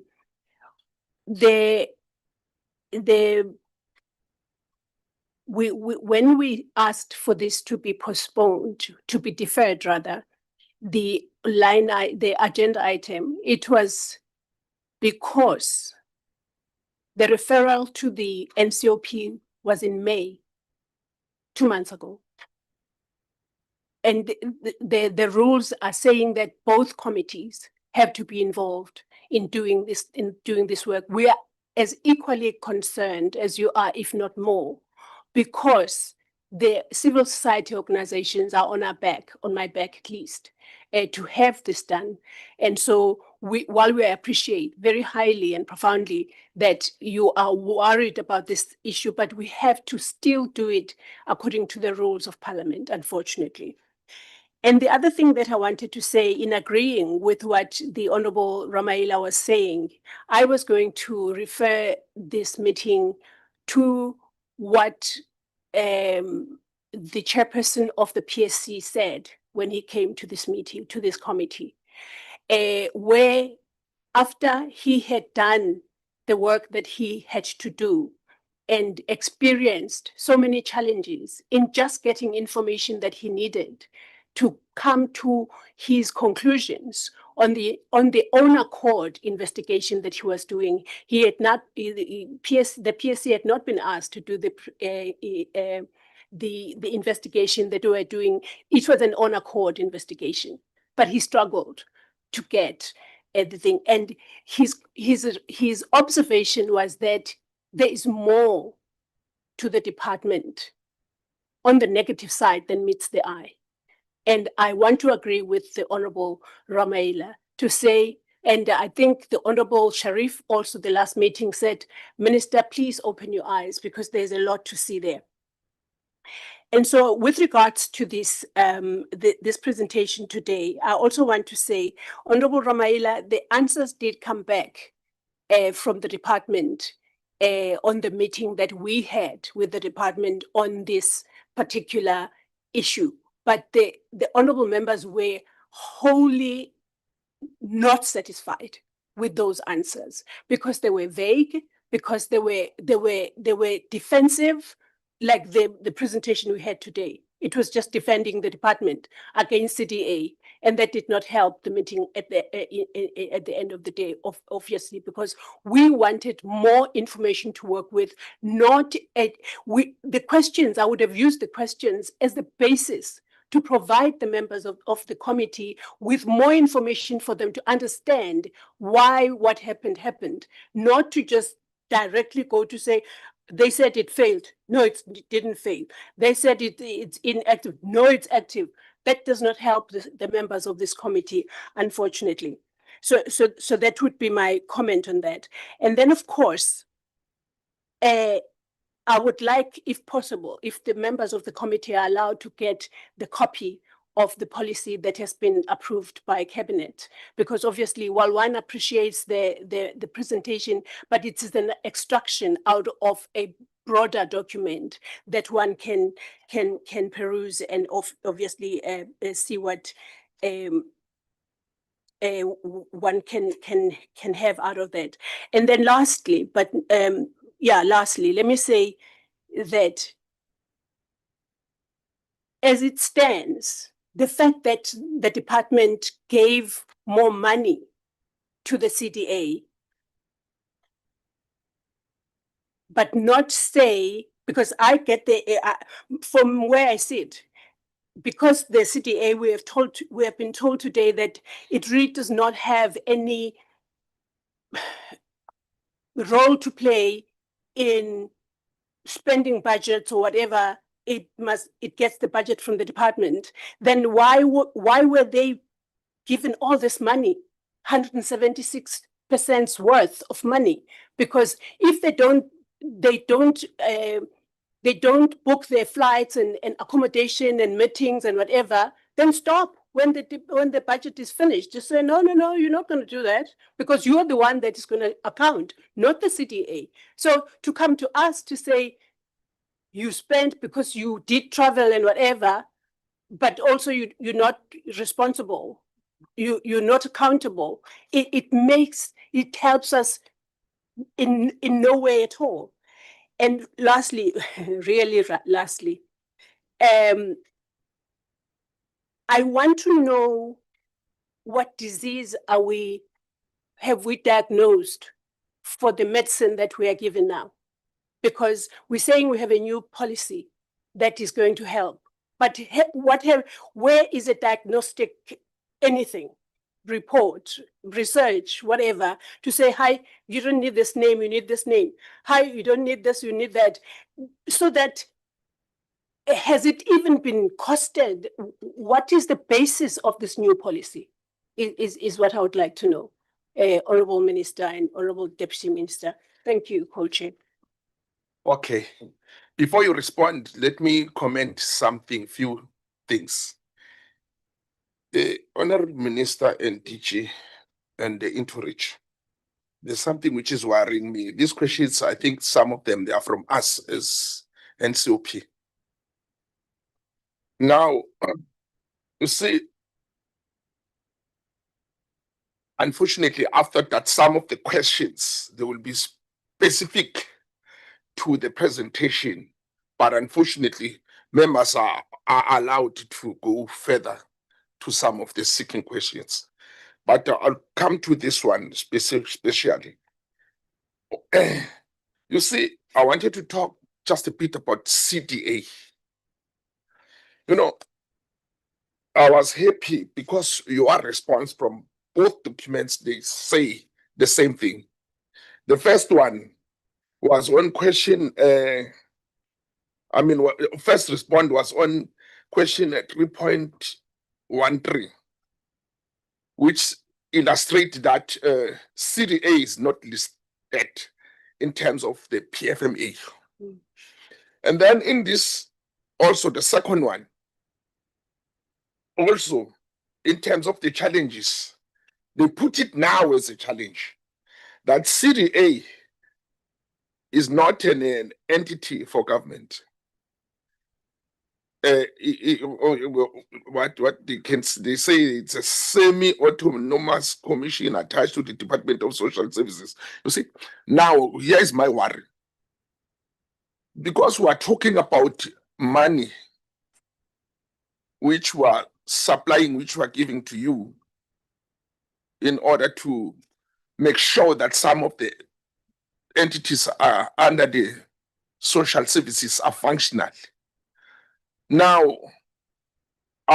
if I'm doing an introspection, why do we continue with the CDA if the situation is like this?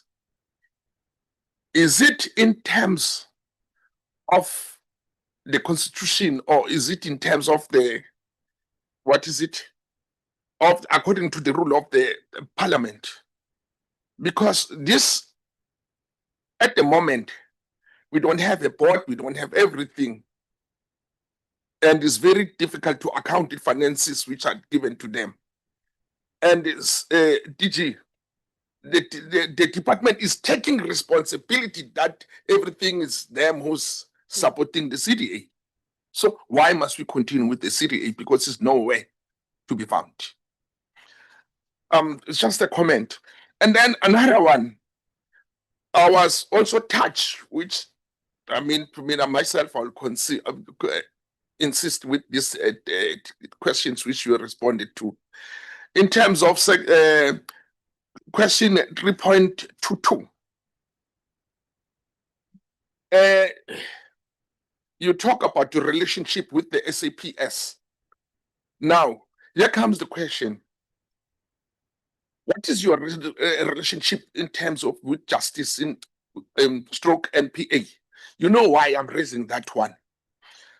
You know, in our community, I'll put an example of which to some of people sound like a joke, but practically it's working.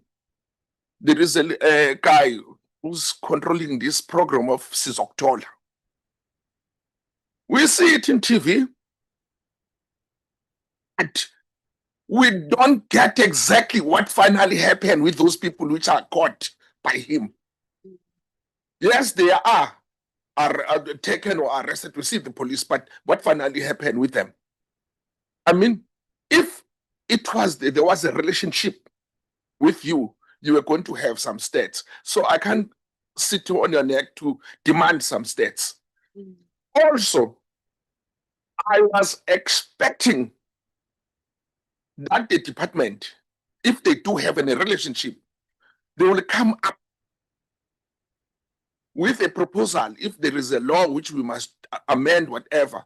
Because as long laws are not so strict and sentences are not so huge to those people who are dealing with drugs, they will continue. For example, a lot of international people, like the people who are being caught in Sizokuthola, from outside the country, what is happening? Quantity of drugs, to an extent, I'll put an example. Somewhere, sometimes ago, in Delmas, in Mpumalanga, there was a farm which was whereby a lot of drugs were found in the particular farm. But no, can anybody tell us what sentence they were given? What happened with those things? That's why I support the statements like most of the members from this corner to that corner, they were concerned about the stats that give us stats about this and this and this and this. And then also, the honorable member, he raised a very important, not to say the other points are not important. To me, everything was important for the day. But he raised a very important question that in your response, you refer us to the pages, but you never gave us the copies of those particular laws you are referring, reports you are referring to. Before I give you this opportunity, myself, from my side, as a co-chair. Yes, as a co-chair, I'm happy because you are not cowards. You never ran away. Some people are running away if we want questions to be responded to. At least you came back to us, to face us. So with that one, I'm giving you credit. And then lastly, from my side, I'll request that we give you a few minutes from now till 1:45, because 1:45 there is a plenary. No, it's us. Question, don't smile, cool down. It's us. Because, you know, I supposed to cut you off when you were doing your inputs. I never cut you off. I let you continue so that you swallow your salt. Because it's our salt, including myself. So I would request you, before to those few minutes, maybe to try to respond. But at the meantime, I will request that our secretaries, they must make note of some of the questions which were not responded to, because we need answers for those particular responses, questions which we have asked. And then also be careful, if anybody touch a PFMA as an accounting officer and the issue of the AG, Auditor General, that is our barometer which we use against you in terms of your performance. Thank you. I'll give you this opportunity to respond. I'll start with the Minister. There was a special question which was dedicated to you, Minister. But please try and check time. 1:45 we must cut off, because there is a plenary. Thank you. Thank you very much, Honorable Co-Chairperson. And Honorable Chairpersons, we will try and what should I say? Respond to the most common questions, Acting DG and DDG. And the other ones, make sure that those that you would not have responded to, you may want to write them down, and we will work with the Secretariat of the Portfolio Committees. Honorable Chairpersons, I want to start with the question that was the first question, even before the presentation from Honorable Sheriff, around who is responsible for the NDA, or responsible for drug abuse element in the department. And I must say that when I arrived in the department, it was in the office of the Deputy Minister, and it still is. And I believe that he will speak to some of these issues because he knows them better. But Honorable Chairperson, what was interesting, and I do appreciate what you said, Honorable Sheriff, in terms of whether I should be looking, and you're repeating it for the second time. And I think a number of members here have raised it. You are not the first people to tell me I must make sure that I know where I am, even before I went to the department. And I told this leadership of the department that on the day when I was sworn in, amongst the members that were sworn in together, they actually told me that you have trouble. And they even said, we feel better that we're in this department and that department. It's not us in that department. And I told them that this is what I got, and I got it from other people. And I'm not saying something that they don't know, something that I already told them. I got it from other DGs from other departments who say, geez, we feel for you. And I've told them because I wanted them to know that everybody else is looking at this department and they're thinking, geez, what is this? But the worst thing I could have had, Honorable Chairperson, was when the Deputy Minister stood up and said, Minister, this department is the worst department I've ever seen. That was the Deputy Minister who was sitting next to me, and they were here, they were there in the meeting that we had in the department. So I'm raising this so that I want you to know that I've noted, and I do appreciate that you are trying to help me to assist this department and everybody else to do what we're supposed to be doing. Honorable Sheriff says the issue around drugs is very emotional. It's not only emotional to you only, it is emotional to me. Honorable members, I get a lot of emails. If I were to show you my my emails now, I'm sure they would say 200 and something or 300 on a daily basis on the issues of the elderly, on the issues of drugs. That's most of the things that I get. Then I get the ones that are talking about grants and the like. And so I sit every day and I read these things about the elderly people, and I feel like, geez, what if it was happening to my mother? If it was happening, you know, to me, you know, in that position. So 2 days ago, Honorable Chair, if I were to use an antidote, I get a WhatsApp message, a long one, and I was in a meeting, but I read it, and I realized that it's a 72-year-old woman who's crying about her son who is into drugs.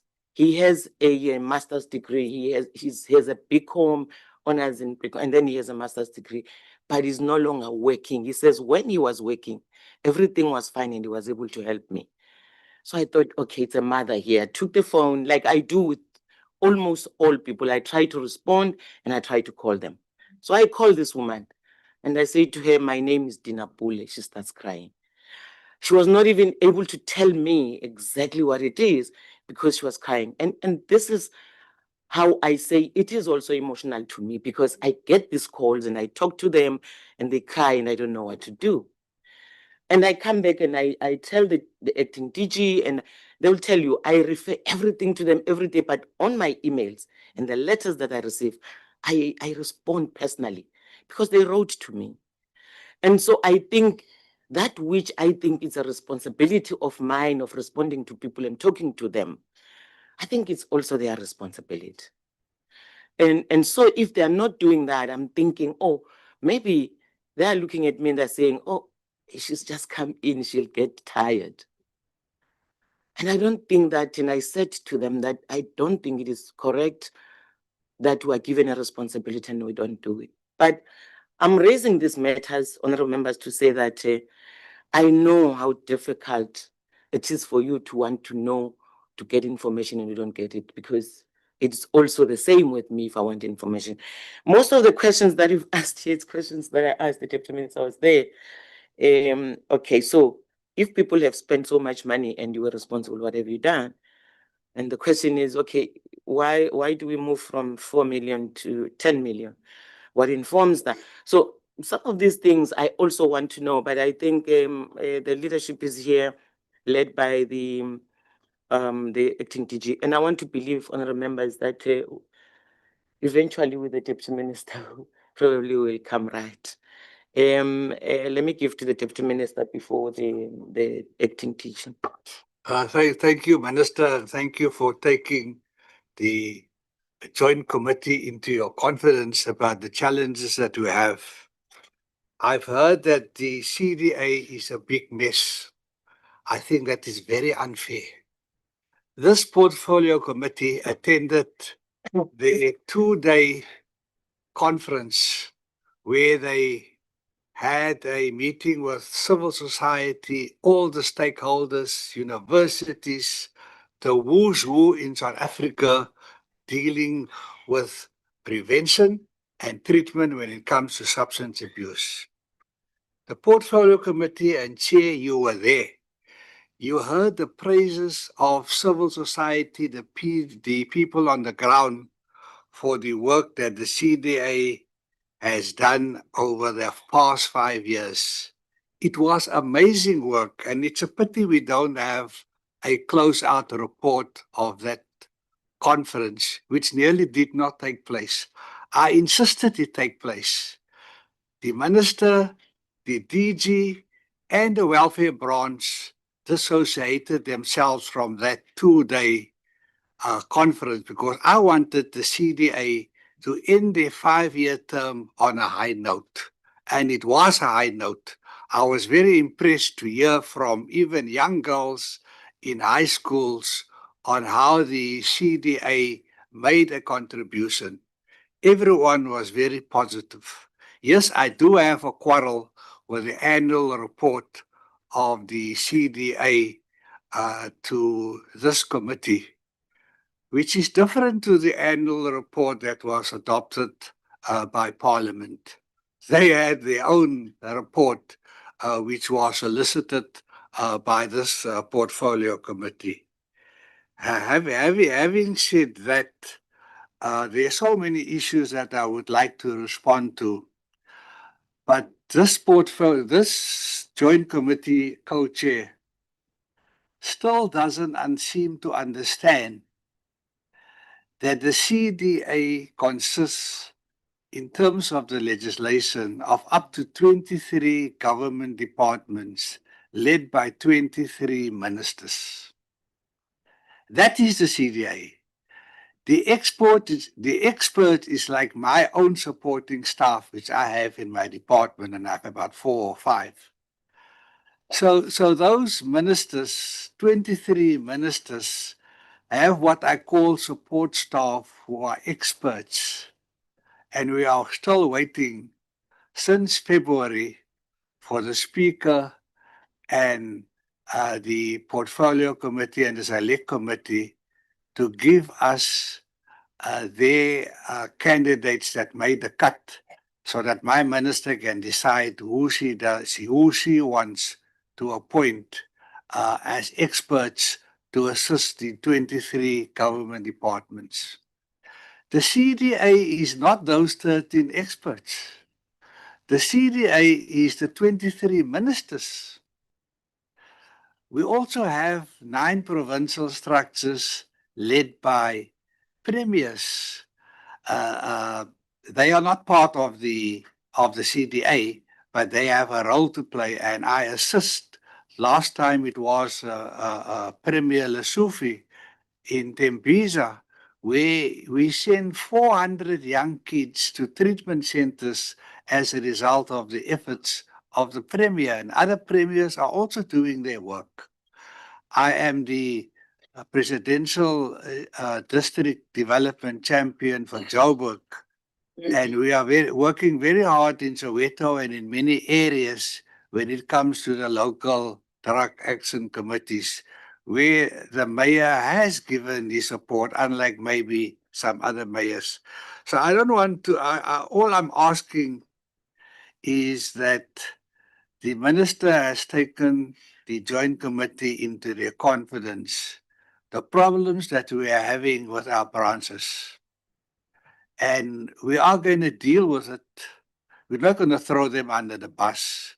We're going to deal with them. As far as the Drug Action Committee is concerned, I have been throwing my toes around the cot that we want a directorate. We eventually now have a directorate from the 1st of April, because you can't give the DM a delegation and there's no resources, there's no branches, there's no directorate. I'm also the co-chair for SANAC, technical committee when it comes to HIV and AIDS. And, just to give an example, that science has won the battle when it comes to HIV and AIDS.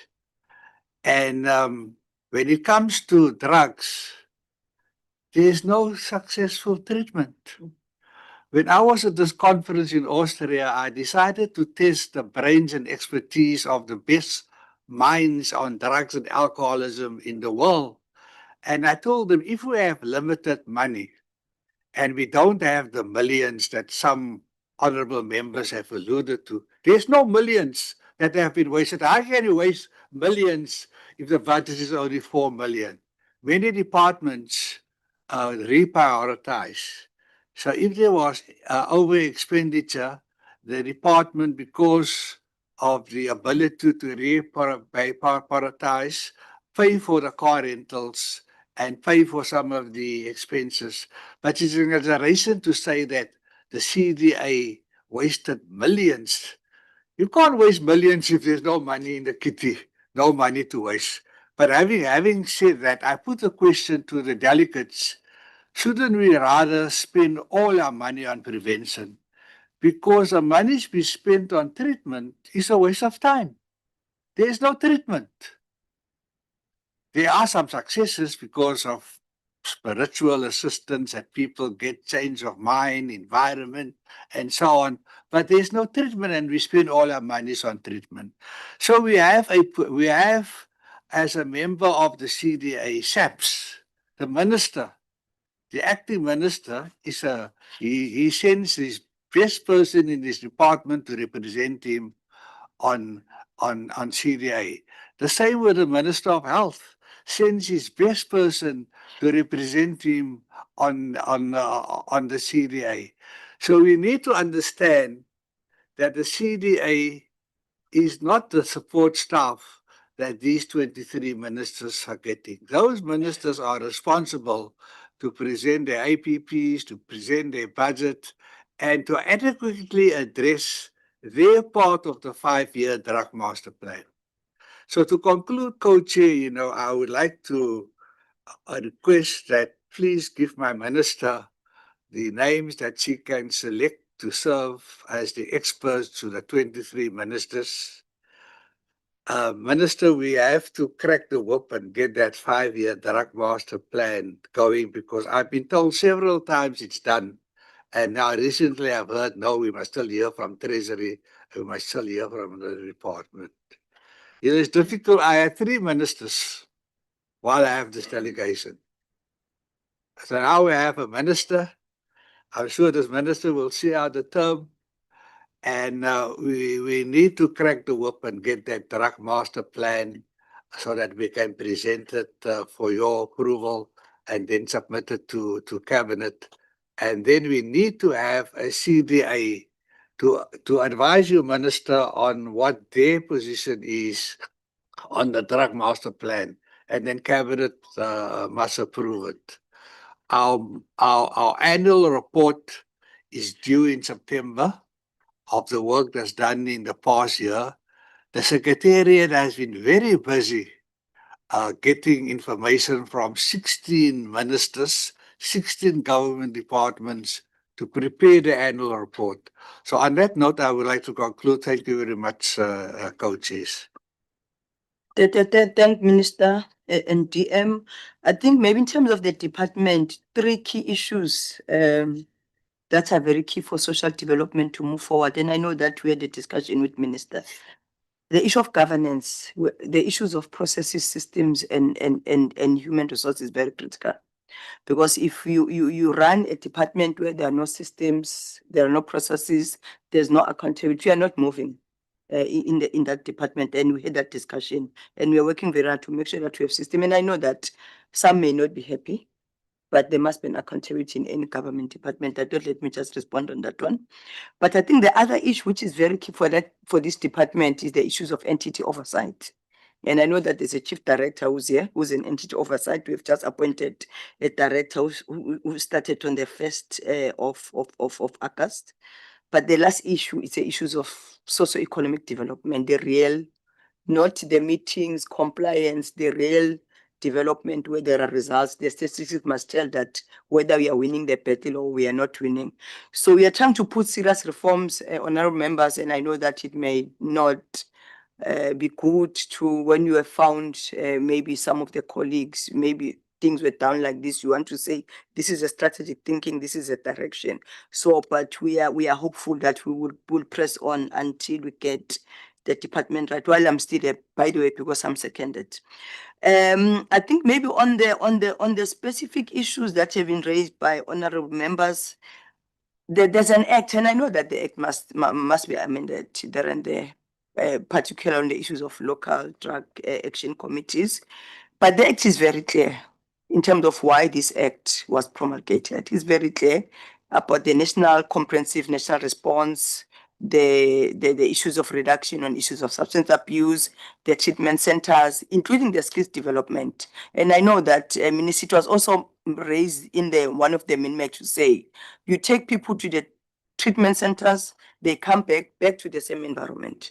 And then there's no improvement. So what I'm trying to say, honorable members, and this is an opportunity. I know that there are things that didn't go well, but I think Minister and DM and members, this is an opportunity that because we're gonna have a new a CDA, we need to make sure that we follow the legislation is very clear in terms of the skills, the knowledge, the experience, and the meaningful contribution of the CDA members in terms of addressing the issues of substance abuse. And I know that your minister during the opening remarks has touched on that, and that's what we are pleading to say. Let's get a team who understand the matters of substance abuse, who's going to make a contribution, a meaningful contribution with all the knowledge, with all the skills, and with all the expertise. But I know that the other issue is about the department, because when you look at the legislation, it's very clear that you need to get fit and proper. So by saying that, in other words, we are about to adjourn because we're going to the plenary. Okay. Honorable members, what I'm requesting, I won't allow any hand now, because it's us who prolonged the meeting. But what I'll request from the department is that the department, please, don't get irritated about us asking questions. We won't keep quiet, because we represent the people, we represent the constituencies on the ground. Some of the questions are not from us, are from the constituencies where we are coming from. And by asking questions, DM and the minister and the department, we're just giving you a platform to elaborate more, to clarify, not to us. Remember, as we're talking to you now, at home they're watching us. So we're giving you a platform to elaborate more, to clarify some of the issues. Therefore, by saying that, I wanted to request you to some of the questions which you didn't respond to jot them down, please. And then I'll request honorable members, I wanted to thank you in particular. Since we have started the meeting, nobody left. You all participated and all were with us. And also to thank the course chair to allow us from the NCOP to request such a meeting to come together, of which is very rare. Thank you very much. The meeting is adjourned.